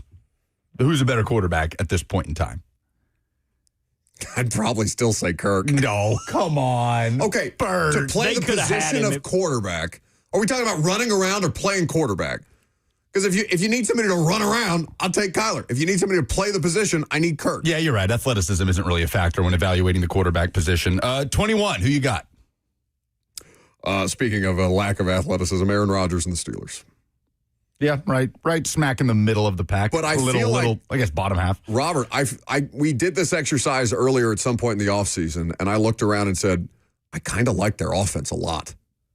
I kind of like the additions that they've made across the board. You were doing so well, dude. You were doing so well. Now you want to talk about the good things. I mean, do you want to disagree? No, I don't. With the Steelers? I will take pushback on that, but I was surprised by, again, any positive feelings around a Steelers offense in quite some time. The biggest hindrance to me is the quarterback. I don't know how much better he can make them. All right, we got to roll through these. Roll through the next few here. Washington, Tampa Bay, Detroit. Detroit would be at 18? 18. Any pushback on Detroit above Tampa or Washington? No. Nah. It should probably be higher, but I'll wait to see your list. Cincinnati, Dallas, Chicago, 17, 16, 15. I would switch Dallas and Detroit, but I don't disagree with their offense was just awesome last year, Robert. They couldn't stop a nosebleed, so it didn't matter. But, Dallas's offense was amazing. I think Dak Prescott, this is probably going to be my hottest take of the day. I think Dak Prescott's one of the more underrated players. I think we just hate him because he's on the Cowboys. Yeah. He has been incredible. Yeah. Agreed. Okay, this may be the most controversial one that I have. I have the Chiefs at 14. That's interesting because you pushed back on Solak saying that they could miss the playoffs again, but you would think the 14th team would be fighting pretty hard. Wild card. I think they're going to be fighting pretty hard. I think Denver and LA have a chance to actually pass them. I think they could feel the squeeze this year. If we came away from this season and they're, as healthy as an average NFL team at the end of the year, you're looking at them in the hunt graphic. You feel pretty good about them squeezing in? Yeah, because of Mahomes and Andy Reid, and I would rather be late to the party on Chiefs are dead than early, I guess. But I still see a lot of flaws on their roster. How much longer can they keep getting away with the way that they just jettison corners at every turn? I mean, the L'Jarius Sneed obviously worked out very well for them, but I don't feel like they're a better team for having lost Trent McDuffie and adding L'Jarius Sneed again. Well, they also drafted Mansour Delane with their first overall pick, and they've been growing Noel Williams into the other-sided corner. So they're going to keep getting away with it as long as they hit on their mid-round corners. And that's what they want, right? They can keep a replacement level roster at a number of different positions as long as Mahomes is playing reasonably well. And I do like the investment they made in the run game. Anyway, 13, 12, 11, I have Packers, Ravens, Chargers. Sure. Any pushback? Ravens at 12, Robert. Where are the Bills at? The Bills are at 5. And that's our show, ladies and gentlemen. I've enabled and allowed him to spew his rhetoric, and I will do it no more. What does that come down to? The head coaches? Or both? It couldn't be the head coaches because Joe Brady's never coached anything in a head coach even resembling. Neither is Jesse Minter. Neither is Jesse Minter, but he's been more than a positional coach in college. And he was an OC with an adult in the room. Why is that gap so big? It's harder to break Josh Allen than it is Lamar Jackson. What do you mean break? Josh Allen is incredibly durable, and the Ravens, they weren't bad. They had ebbs and flows, and Lamar hopefully is healthier this year, but they were not the same team when he didn't have his full abilities. Also, their pivot on defense midseason last year was pretty impressive. I'm just curious to see what it looks like when they've got an entirely new setup there. Yeah, I was going to say, who helped orchestrate that pivot on defense? Yeah, for sure. The coach they fired. But I'm looking at this situation and saying there's a lot of things that can be left open to variance when you have new. And I'm not saying that the Ravens are going to miss the playoffs. I don't know. They're probably still the best team in the division. Who do you have at 11? Chargers. Woof. At 10? I know. A guy you don't even trust. I don't trust at them at all. quarterback. Yeah. And you've I don't got trust them at Lamar all. at 12. Chargers shouldn't be in front of the Ravens. Who do you have at 10? Niners. You can trust Brock Purdy, old ass Christian McCaffrey, falling apart Trent Williams. Buddy, I want Lamar and I want Derrick Henry to have as productive a career as humanly possible. I want him to win the Super Bowl. I get it. I understand. They were my Super Bowl pick It's last hard for year. me not to consider the Ravens a top 10 team in the league going into this season. Who's at 9? Well, this one's tough for me. The Texans. It's great. It's a really good roster, man. But It's such a hard problem to solve because he's a liability. there's not a shred of confidence right now around C.J. Stroud. He's such a liability. I'd be more confident in the Ravens than the Texans. Lucas, he was terrible. And I know it was the Titans game, okay? And it was early in the season before the Titans started competing at a league average level. But they beat the Titans 26-0, and he was awful. All right, so give me the reasoning to have the Ravens 4 spots back. I guess 3 spots back from the Texans. I know less about them. I feel like I know less about them coming in this season than I ever have. And I would rather buy low on the Ravens and then turn them be what I expect them to be. What are their Super Bowl odds? They can't be worse than. I think they're like 3rd or 4th. Yeah, right. Like people are plenty high on the Ravens. I'm just curious. I don't know what to do with them. Are the Patriots higher than the Ravens? Yeah, and I didn't feel good about that either. Yeah, well, you hated their roster last year, buddy. I couldn't do a top 10 in the NFL right now without putting the Ravens in the top 10. Biggest, the one that I would make the biggest concessions on, I would be willing to swap the Eagles at 8 and the Ravens at 12. Yeah. I feel like you just have some hate in your heart.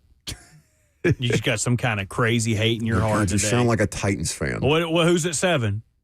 The Jags. Okay. You've got 1 minute until your hard timeout. Who's at 6? Your Patriots. Jeez. 5? Bills. And then Seahawks, Rams, Broncos. Yeah. Broncos are 1? No, Seattle's 1. Oh, okay. Makes sense. Seattle's 1. Rams, it's really, it's Matt Stafford and Bo Nix, so I have to pick Matt Stafford. But I could make the case for Denver if I really, really tried. Nah, it's the Rams coming off an MVP season with Trent McDuffie on the roster now. Very good. Final hour's next. No, it's not. You got 30 seconds left to talk. You don't just get to break. I forgot we had the World Cup thing. Yeah, he didn't just remind you of it literally 2 seconds ago on the air. Oh, I'm sorry. You're famous for paying attention throughout the course of a radio show. That's how this works. We criticize each other when we all do the thing that we all do. All right, what do you want to talk about here for 13 seconds? This new SpongeBob Lego set looks really cool. How much does it cost? $220. I'm Buck Rising. It's 104.5 The Zone. Still 4 seconds. You said 55. Yeah, 55 on the dot. Go.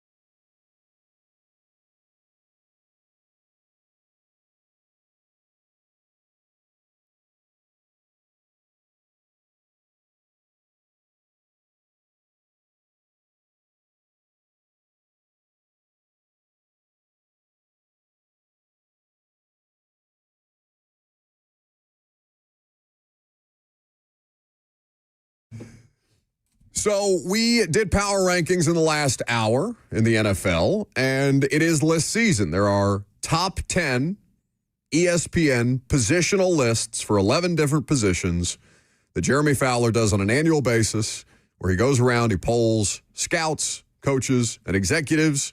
They take the aggregate vote. They put together the top 10.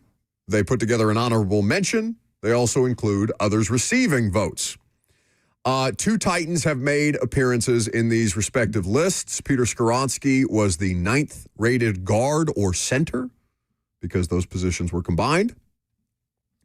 And Jeffrey Simmons was voted the 2nd best interior defensive lineman, second to Leonard Williams, who was awesome last year and plays with a lot of talented defensive players in Seattle.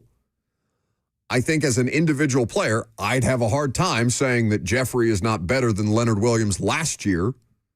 But Leonard Williams won a Super Bowl and was a part of one of the best defenses in the sport.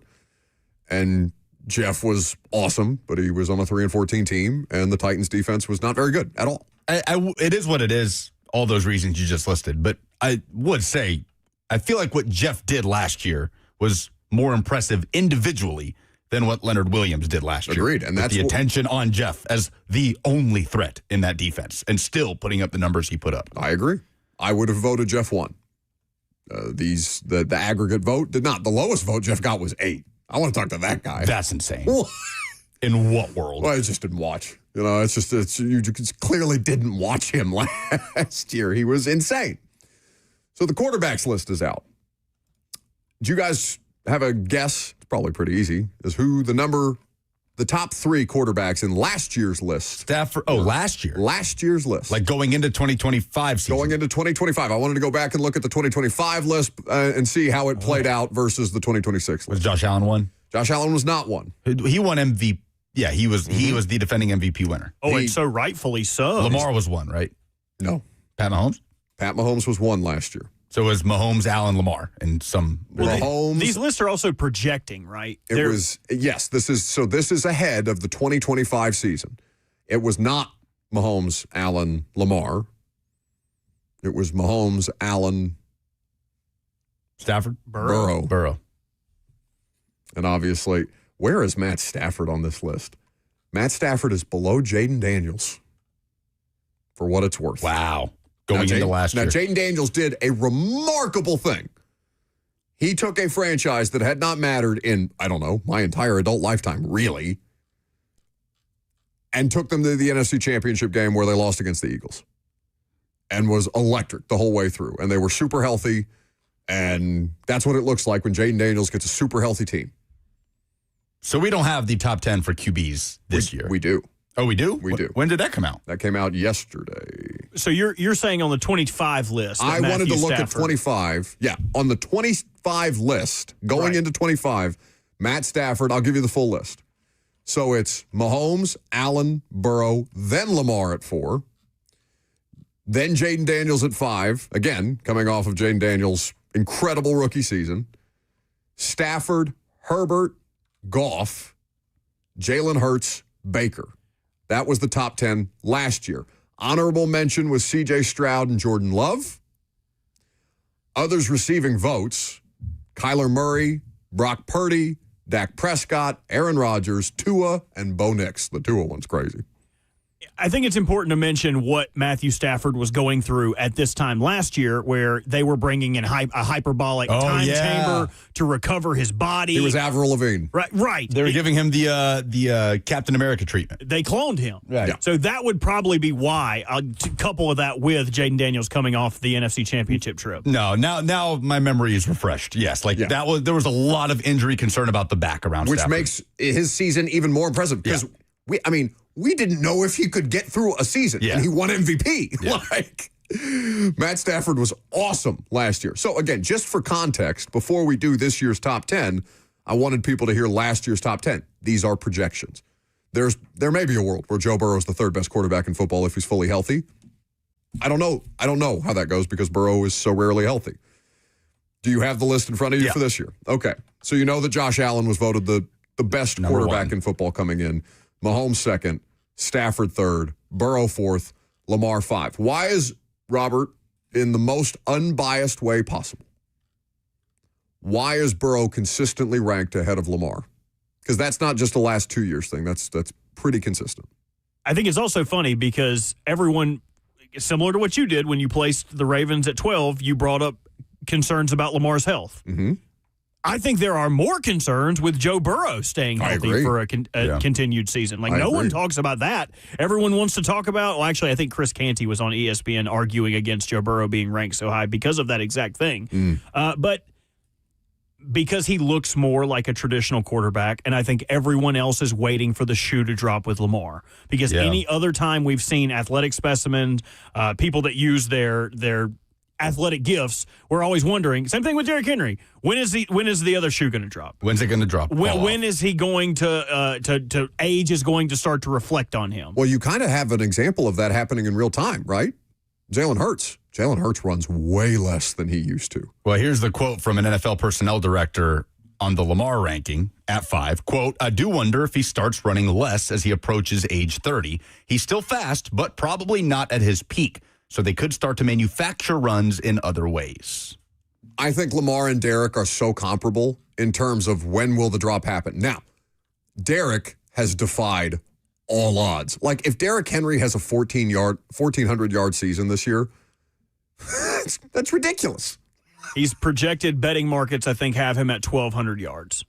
If he had another 1,400-yard season, it's absurd. The volume, the workload, the way that he has found ways to sustain past his peak of athleticism, because he's not pulling away from people as often. He still does it occasionally. Since college, that discussion has been around Derek. Like, that was one of the reasons why Derek was not a first-round draft pick, the tread on the tires. He had over 600 carries at Alabama throughout his career, and it hasn't mattered. What did he have in that championship game?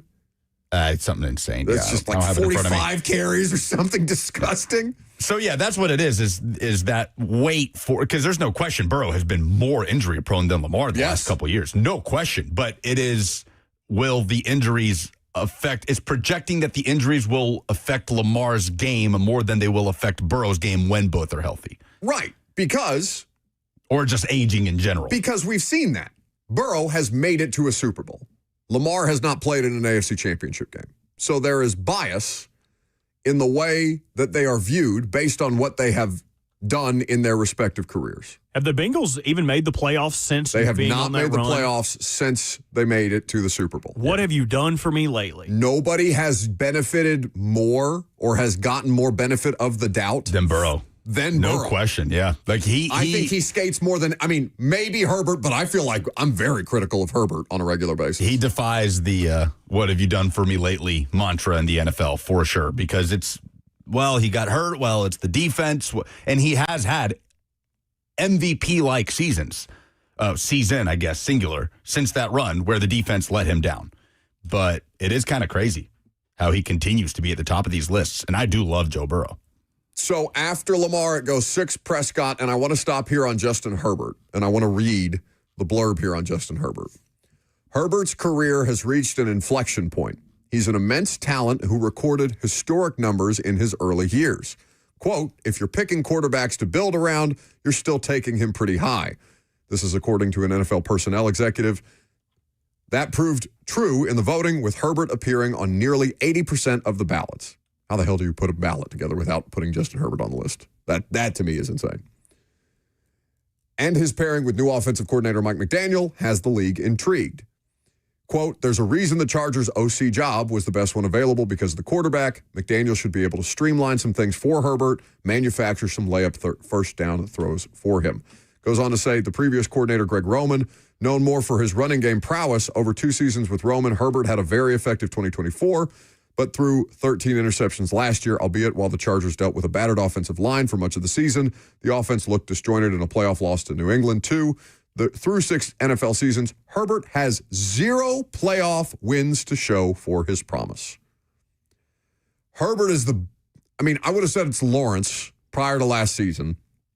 Justin Herbert, and I may still say the same about Herbert, even if Lawrence didn't have the year that he did last year, Lucas. I think Justin Herbert's the biggest underachiever out of any of these guys. I think the quote at the end of it is the knife in your back part of it. Quote, he plays young. He's incredibly talented and has made progress, but doesn't have the maturity level of the other guys as far as how he runs the overall operation and the mastery of the position. Yeah. That's not something you've heard very often. That is, I've never heard that. Not about Zach him. just had to tell me about it from when he read the article. That's crazy. So, Herbert 7, Drake May 8, Goff 9, Caleb Williams 10. Any issues there? Anyone take issue with the final 3? May, Goff, Williams to round out the top 10. Man. Darnold getting left out. Goff ahead of Williams is a little damning to me. It's because this is a projection. This is about what they can be this year. I'm with them, though. I think he got away with so much. I think the Bears got away with so much last year. If you talked about who's getting ready to have the 2025 Commander season, I'd probably pick the Bears after having what the Commanders did in 24 was remarkable, right? And they stayed reasonably healthy. The Bears had one of the best turnover differentials in the sport, which is so tough to recreate, and came back in how many games to win in the most improbable fashion possible. You remember that Chiefs season? Was it me and Kroll were talking about this earlier. 23 or 24, I can't remember, where the Chiefs had like 5 games that they just got the hell away with it at the end. The Broncos had them dead to rights, and the Broncos missed like a chip shot field goal. Or maybe it was, I can't remember all the circumstances, but the Chiefs had a season. Blocked, I think. Maybe blocked. I can't remember exactly. But they were, you remember the season I'm talking about. Yeah, where they had a bunch of one-score wins. Number of results where you're just like, I don't know. Oh, there's that crazy Raiders game where there was a whistle, like phantom whistle. A bunch of crazy stuff. So that to me is the Bears season last year. Like, that's the best possible Bears season. Yeah, but the Chiefs, it felt like there was more fluky stuff going on, while the Bears season was just superhero stuff from Caleb Williams. I agree with you in principle that it's not sustainable, but it feels slightly different. He's got superhero stuff, right? Which is why you put him in the top 10. No one would dispute this. He's a number 1 overall pick proper. But I think as a team and as a player, he's got a lot more to clean up than I think your average NFL fan would probably say, right? That you need to see growth from Caleb Williams. He can't just go superhero mode and win it all the time. That's not a sustainable way to play in the NFL.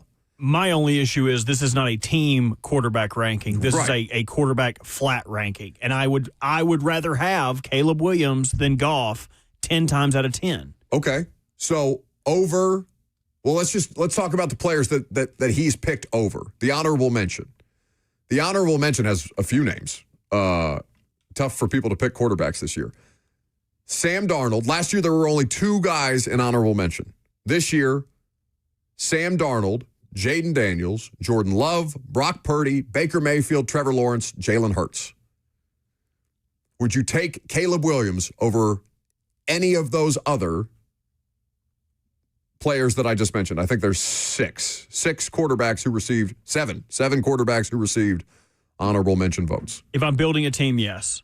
The only guy I would think about it would be Jaden Daniels. Oh, I would have said Trevor.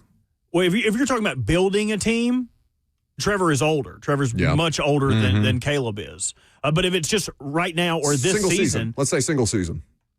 I think I'd take Trevor over both of them. I love Caleb Williams. Oh, my God, they're so much fun. Yeah. I think Trevor, before last year, what were we saying about Trevor? He can't put it together. He could be one of the best, but he's not doing it at a high level. Maybe the whole conversation was maybe Liam Cohen works his magic and gets the best out of Trevor Lawrence the way that he was able to get the best out of Baker Mayfield and success with the Rams and Will Levis in Kentucky and all these different voodoo tricks that Liam Cohen had pulled, right? Trevor Lawrence was the best version of any of those players, the highest end version of any of those players. I would have made the argument. I know they lost to the Bills. It was a close loss. I would have made the argument when the playoffs started, that was the best team in the AFC at the end of last season. So I would take Trevor Lawrence for a single season over those other 2. But I mean, if you're talking about, fun factor, Lucas, I think Caleb Williams may be one of the most fun players to watch at that position right now. So let's talk about it within the context of Cam Ward. Where does Cam Ward have to appear in these rankings next year for this year to be a success? I'm Buck Rising. It's 104.5 The Zone.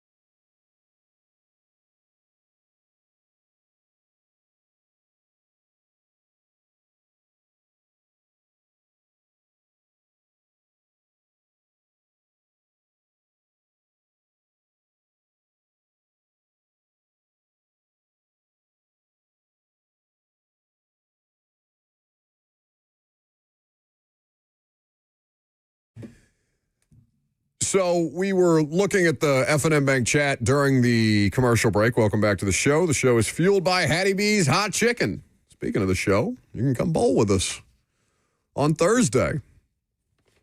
We have a limited number of tickets available. Eastside Bowl. We're raising money for charity. Home Street Home is the charity, of course. Many thanks to Two Rivers Ford, Window Nation, Sports Illustrated Resorts, Hendricks Gin, Milagro Tequila, Reka Vodka, and Sailor Jerry Spiced Rum, who are helping put on the bowling event this year. And tickets are for real going fast. Yeah, they so are. if you were like, I'll get them the week of, you need to go ahead and get them. The suits always stress about, the fact that there's not been significant amount of tickets sold a month ahead of time, and then I have to tell them every year, no, it's week of. Most people just wait until the week of to buy their tickets. It's what always happens. It's like when people do brackets, March Madness.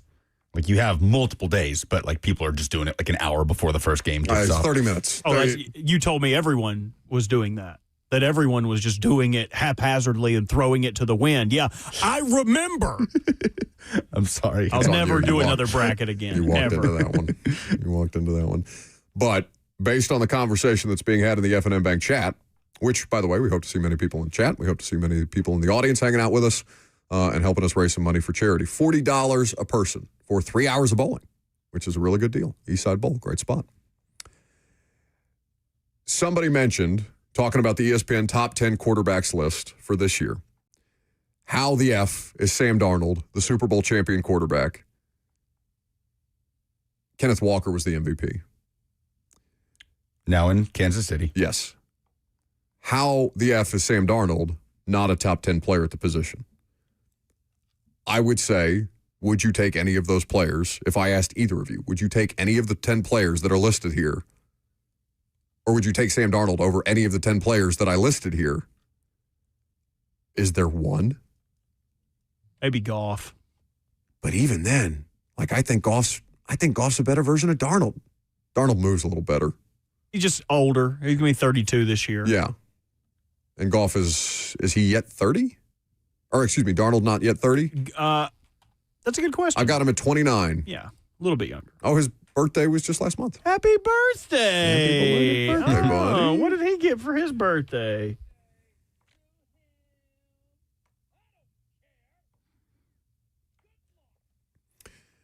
$25 touchdowns, 14 interceptions, run to the playoffs, one of the best teams in football last year, Super Bowl champion Sam Darnold.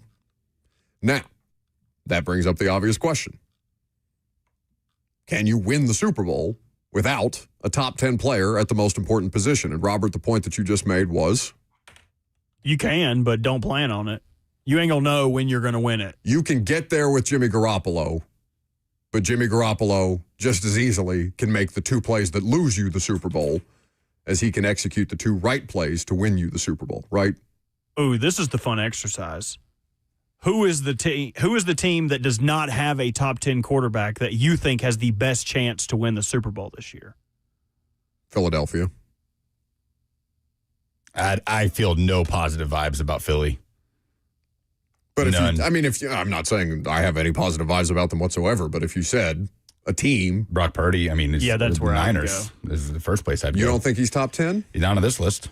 Yeah, I was going off of this list. Do you think he should be? No, I don't think he should be. I agree with you. He doesn't. What's his elite trait? I'm fine with honorable mention. His elite trait is execution, right? It's kind of like the conversation that we were having, which, by the way, defines what you need out of a non-top 10 quarterback leading a Super Bowl caliber team. So it's the Niners. If he's the elite thing, if he is elite at the one thing that you need to do for that team to succeed, you could say he has an elite trait. It's kind of like the Cam Ward conversation. If the elite trait is his mental makeup, and that's a huge part of what you need to play the position, is that technically an elite trait. Execution, absolutely an elite trait for Brock Purdy. But I think, Robert, you are correct in saying beyond that, he does not have the wiggle room for the superstar play that a lot of these guys do, because he's just a physically more limited player. Right. Not an elite arm, not an elite athlete. No. It's just all between what's in the ears and everything else is average, which is okay. Yes. And they agree with you. The NFL executive that's listed or named on this list, he's got two superpowers, layering the ball and short area quickness to stay alive. So execution. Literally what you're saying. Somebody, Daryl on YouTube says, easy answer to your question, Robert, the Titans. I would not look at the Titans Super Bowl roster the Titans roster and say they can win the Super Bowl without an elite quarterback. But wait. This is growth. He's admitting that Cam Ward's not a top 10 quarterback. This is growth. Well, I mean, that there is I think it's more of a minority than Twitter would indicate, right? I do think most people are reasonable about Cam. But Robert, I mean, I'm sure Broncos fans are this way with Bo Nix. Now, I'm sure Titans fans would be livid to hear me make any kind of comparison between Cam and Bo Nix. But Bo Nix has limitations, right? He's on a rookie contract. Is there any more defensive fan base than an NFL team with a rookie quarterback or a quarterback on a rookie contract? Like, I feel like that's the most defensive version of an NFL fan base. Texans. About CJ? Well, he's on a rookie contract. Yeah. With a defense like that. Sure. And Bo Nix also not on this list. Are Texans fans defending him? I don't know. I don't think so. I think they're split from what I've seen. So, as far as Cam goes, if Cam ends up 10th on this list like Caleb Williams as a former number 1 overall pick, that's a resounding success. That means they've done something that nobody thought they were going to do this year. If he's outside of others receiving votes, I don't think that's a definitive failure either. I just think we're then talking about grading him on a different curve than we would have Caleb Williams. Yeah, Caleb Williams is the only year 2 quarterback to make this top 10 list, and after his second year in the league. And Caleb Williams, after his first season, was nowhere to be found on the previous year's list. So if we're to take this list as precedent, then Cam Ward would have to show up in crunch time with these bailout moments to help a flawed team get to the playoffs. And Caleb Williams, by the way, also had one of those moments in the playoffs with that insane comeback win over Green Bay. So it's a lot for Cam Ward to have to do to crack a top 10 list going into the 2027 season. Number 1 pick, right? That's just what it is. How many quarterbacks on this list didn't make the playoffs? Ooh, great question. Joe Burrow. Yes. Did the Chargers go? Yeah, they lost to the Pats. Yeah, they didn't win, but Dak didn't go. That's it, I think. No, Goff didn't go. Oh, yeah. Lions missed it. That's right. So I don't think Cam has to make the playoffs to show up on this list, but I also think it's look at all the other quarterbacks that are on this list right now. If Cam was even in the also receiving votes category, I think that would be a resounding success. Oh, yeah. That neighborhood now includes Trevor Lawrence, another former number 1 pick. Others receiving votes. Yeah. So, that's honorable mentions. That's Bo Nix, Daniel Jones, and C.J. Stroud. Okay. And why is Daniel Jones on this list? Because he was exceptional when he was playing, and he was healthy. Yeah. I see. Damn, C.J. Stroud being on receiving a vote is kind of wild. Well, but that's the thing, though. I think if he does not get a vote, given the names that are getting votes, that's not a success. Like Bo Nix. Honorable mention, I'm with you. So you're saying if Cam is not on the also receiving votes, it's not a successful If he's season. not on this, if his name is mentioned nowhere in the piece, how many? I think that they need to, consider their options. Yeah, because at the end of the day, there are 20 quarterbacks named in this article with the top 10, the honorable mentions, and the 3 also receiving votes. Yes. So I think that's fair to say, Cam, it's a fair expectation for Cam Ward to be one of the 20 best quarterbacks in the NFL this year. Literally just 2/3 of the league, not be in the bottom third. The team be in the hunt, right? I don't think you're going to make the playoffs. I'm not expecting you to make the playoffs. I'm not putting those expectations on you yet. But you damn well better be sniffing around the graphic that we're all putting up on our various networks at the end of the year. Cam Ward the same. Be in the article. Be mentioned. Have someone respect you for your football acumen on the field to show the collective whole, us, fans, NFL media at large, that you are on the right track. If he does not make the list, the Titans are not on the right track around Cam Ward. So quarterbacks that are not on this list currently this year, I'll walk through the divisions. In the AFC East, it's Geno Smith, Malik Willis. They're not on the list. In the AFC North, it's Deshaun Watson / Shador. Aaron Rodgers, not on the list. In the AFC South, it is Cam Ward, the only quarterback in the AFC South not to appear at all on this list. In the AFC West, it is Mendoza and Kirk. In the NFC East, it is Jackson Dart. That's it. NFC North, Kyler Murray. NFC South, Bryce Young. The Falcons quarterback room, Shuck. And the NFC West, it's whoever the hell shakes loose for the Cardinals. Yeah. And that's his neighborhood right now. That's the neighborhood he has to live in right now. Show us that you're better than the leftovers of the league. Because that's what the rest of those names are to me, other than Dart. I would probably even throw Shuck in there. I don't really know what to do with Shuck other than he just had a better season than the other two. I mean, him and Dart are his main competition, and Bryce Young on that list. Bryce Young, yeah. The Falcons. God. You want to work in a little World Cup conversation, or you want to save this for tomorrow? Because we only have about 5 minutes here. Kickoff coming up at 2. Right now, France are we can the favorites to move on. Let's do this segment tomorrow, pending potentially these results. You want to talk about these games coming up? France minus 148, or I'm sorry, minus 140 to advance. Spain is plus 116. So France, the slight favorite today. It's kicking off at 2 o'clock.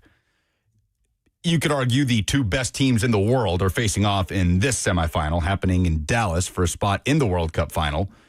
And then England and Argentina face off tomorrow. For the premise that I set up yesterday, what interests you more as somebody that's just been captured by this whole thing?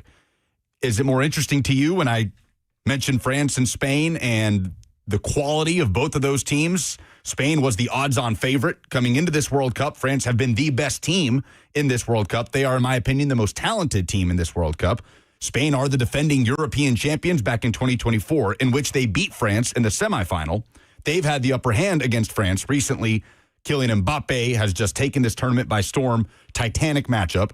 Or England and Argentina, which I framed as imperfect powerhouses that have scratched and clawed their way to the semifinal, but obviously have star power and quality, but have just not shown as much as France and Spain. But with the history between England and Argentina off the field, on the field, and the battle that is set up to potentially be the emotional battle, which matchup intrigues you more?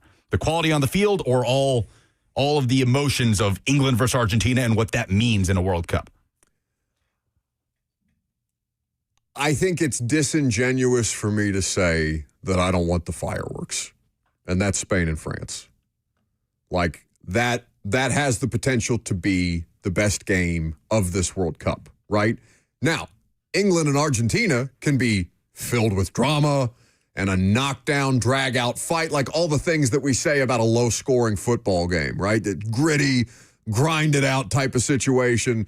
Both teams are going to need a push from their superstars late because they've been doing what they've been doing basically the entire tournament and kind of needing those moments. Maybe you might say to get bailed out in certain situations. Maybe you might say, well, that's just their stars coming through at the most important times when they need them to. But if I'm me, yeah, I want Spain, France. I would disagree and say that France and Spain is more likely to be lower scoring than England and Argentina. Spain's defense is awesome. Yeah, like tactically what those teams can do, Spain is probably going to have more of the ball because of how lethal France is on the counterattack. And France is more comfortable sitting back and sort of weathering the storm and then taking their moments. While Spain wants the ball. They want that control. But with how just sound and balanced both of those teams are, I'm expecting a 2-1 kind of game. Now, with that said, the last time they played was in the Nations League semifinal last summer.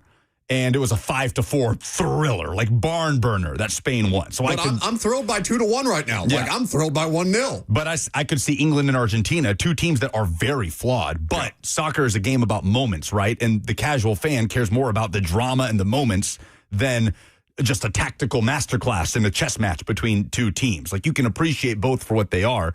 But for me, it's England and Argentina with the chaos that game feels like it's inevitably going to provide, while France and Spain could very well be a matchup that the winner ends up winning the World Cup. I'm more excited for England and Argentina, but because of the history that I just have in the back of my mind between those two teams and the weirdness that I feel like is going to happen in that game in Atlanta. But no question, the quality on the field today between France and Spain is peak. With Kylian Mbappe, what he's done in this tournament, it's just crazy. You know what I'm excited for? What? I know it's not at home, but isn't Nashville SC back this week? On Friday. It is at home. They're hosting Atlanta United Friday. Oh, they do it in reverse on the internet. Usually the second team is the team that's hosting. So. I do hate that. Why do they do that? In soccer, it's the home team is on top. So it's at home? It is at Geodis Park Friday night against Atlanta, and then next Wednesday they'll host Montreal. And are you doing that game? No, he's got a wedding. I have a wedding Friday, but I'll be on. Will's got the call Friday. I'll be on the call Wednesday. So I hope to see people out at Geodis. I'm excited to see what kind of energy there is. I wanted to go to the game with Cup. you, but you apparently have to go to this exclusive wedding. Don't want to hang out with me and enjoy soccer together. I want nothing more than that, buddy. That's the thing I want most in life. You don't understand the joy that filled my heart coming back after that Paraguay game when I did the watch party and then to meet up with Robert and all of them. And Robert is just on cloud nine like, dude, that was awesome. I love soccer. Tell me everything. That's the booze. That made me, it had something to do with it. But well, since you can't do that one, we are not going to be able to go. Do you have the August 9th game in the group stage in the Leagues Cup against San Luis? To my knowledge, we're not doing Leagues Cup. Oh, so you can go to those games. Yes, let's go to those games. Those will be great environments. Actually, I'll be gone. Oh, okay. Dang. But yeah, Nashville SC, top of the table, best team in the league, back in action Friday. I'm tickled, dude. You can watch it on Apple TV. That's right. I need to get Apple TV. Lionel Messi, Inter Miami, here August 15th. And Circa's doing a thing. If you go and bet on soccer at Circa Sports, you get entered into a drawing to win a soccer experience for that game, I believe. Oh, awesome. Okay, very good. We can talk a little bit about FIFA being rigged coming up next.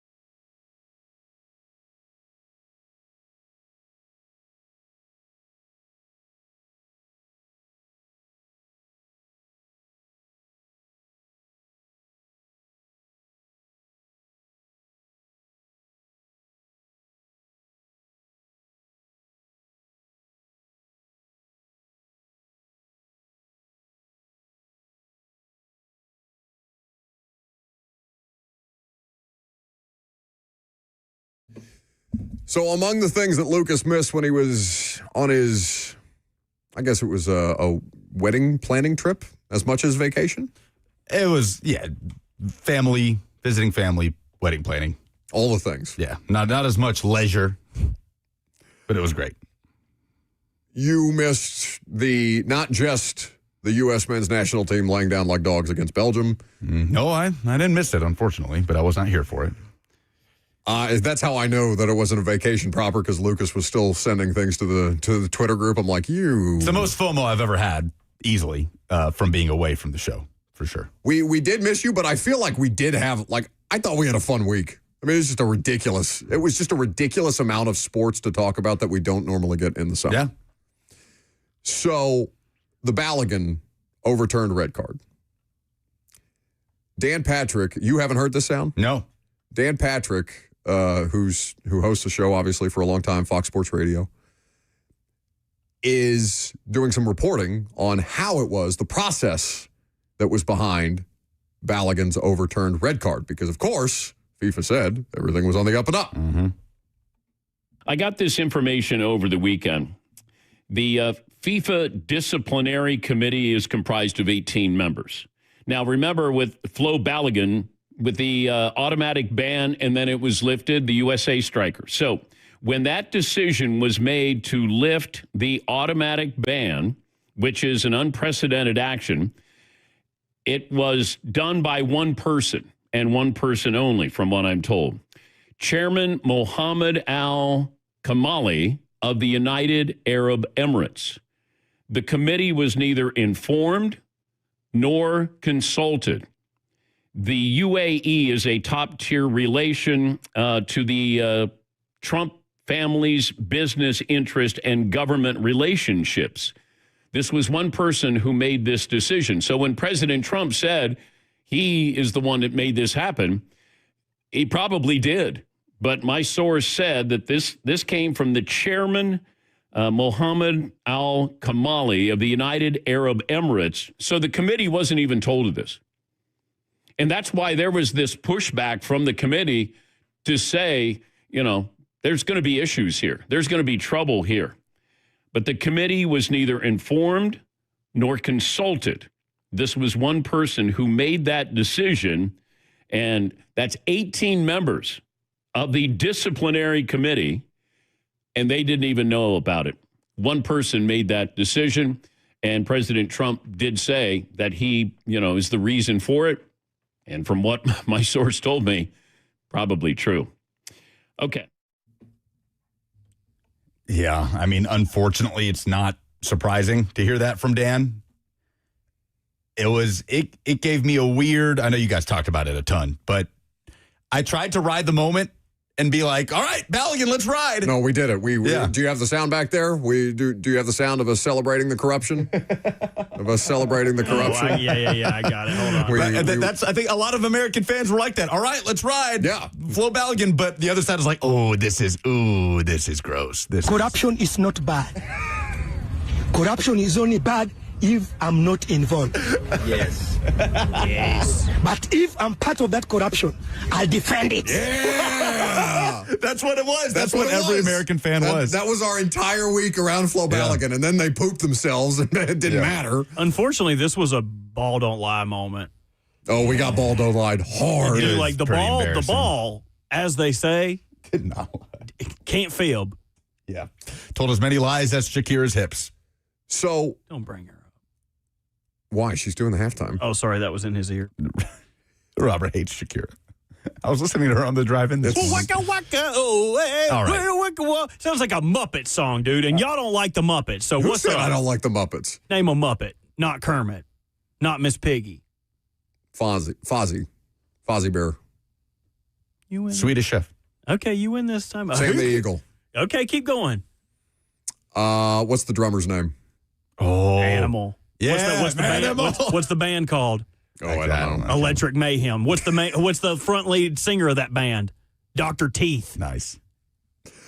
What's the guy? He's a scientist. Beaker. Oh, well, Beaker and me. Oh, I think that's his assistant. See, you caught me in one. How did I know Dr. Teeth and I don't know God, why can't I don't know how your brain works. I don't know how you know half the stuff you know. You had a question. I've forgotten it. FIFA's corruption. Bunsen. It's Bunsen, like Bunsen burner. Got it. Ah, dadgummit. So my question was, okay, a lot of us are new to outright, in front of our eyes, FIFA corruption. One dude making a call over an 18-person advisory committee because the president of the United States and his family have business interests with the country of the person making the call is as blatant of corruption as you can see. FIFA is desperately trying to get the worldwide audience to trust them on their reviews, on the VAR stuff. And I understand that you could do this with American football. You could do this with the catch rule. Yeah. This is not unique to FIFA. But at every turn, their review process, which it has some new elements to it, if I'm not mistaken, at every turn, I see FIFA basically pleading with the audience, no, trust us. Yeah. And I'm looking around not just because of the Egypt-Argentina game, okay? But kind of. If I really wanted to do the tinfoil hat thing, I could. You've got at every turn FIFA saying, trust us, and then you got the Dan Patrick thing. Yeah. And I'm looking around like, how could you, in the same breath, expect anybody to not, because you've got credible people running with the idea, just talking into microphones, saying FIFA's rigged, as if that's just a small thing to say. I mean, it's conversations with soccer people, too. We spend about 4 years, rolling our eyes and talking about FIFA and the corruption and all of these things. And then the World Cup comes around and you kind of like just put it to the side and you put the blinders on because you appreciate the entire planet coming together and all the good and the positivity that comes from it and the drama. The Saudis call it sports washing. Famously, we had a World Cup in Qatar just because of it. Right. But like the problem is, though, there is a lot of good that comes from the World Cup, like amazing things that happen. But then it's like you get brought back down to earth with stuff like this. The Balogun stuff, even let's say the U.S. had won and Flo Balogun scored a game winner in the 90th minute for a 2-1 win. There's an asterisk around that win. Like it just sucks, but it is what it is. And it's not Balogun's fault. It's not the team's fault. So that was the reservation I had going in was like, oh, now I have to go in like wondering about what the conversation is going to be if Flo Balogun plays a key role in the U.S. winning. And it's not fair to Flo Balogun. No. So the players deserved no criticism on the front end. Yeah. The Pulisic stuff and the performance afterwards on the back end. They had nothing to do with it. He had accepted it. That's what it is. And I had people coming at me on the internet, man, talking about, no, you don't know what you're talking about. They did this for Ronaldo. This isn't unprecedented. No, it's unprecedented. This doesn't happen. It doesn't happen. Ronaldo had a 3-game ban after a red card he picked up during qualifiers that would have carried over into the World Cup. And FIFA reduced it to a 1-game ban and had him basically serve it during a friendly before the World Cup. Also, moving the goalpost by FIFA to have one of the star players in this World Cup, but it's also not the same as a player receiving a red card in a World Cup game and then having it rescinded for the next game. That doesn't happen. I've never seen that happen. So, yeah, it was gross, and it is what it is. Can't wait to watch France and Spain today. France and Spain today. It's going to be great. It's going to be cinema. Let's go. Nothing will make me happier than that corruption drop. Just that brief moment in time, Robert, where corruption is not bad. We get to wallow in it. Corruption is only bad if I'm not involved. Yes. But if I'm part of that corruption, I'll defend it. And the way that he bows up when he says, I defend it, delights me. I'm sure the soccer later will delight me, and we'll talk about it tomorrow. We're looking forward to having you guys be a part of it. Get your bowling tickets, 1045thezone.com.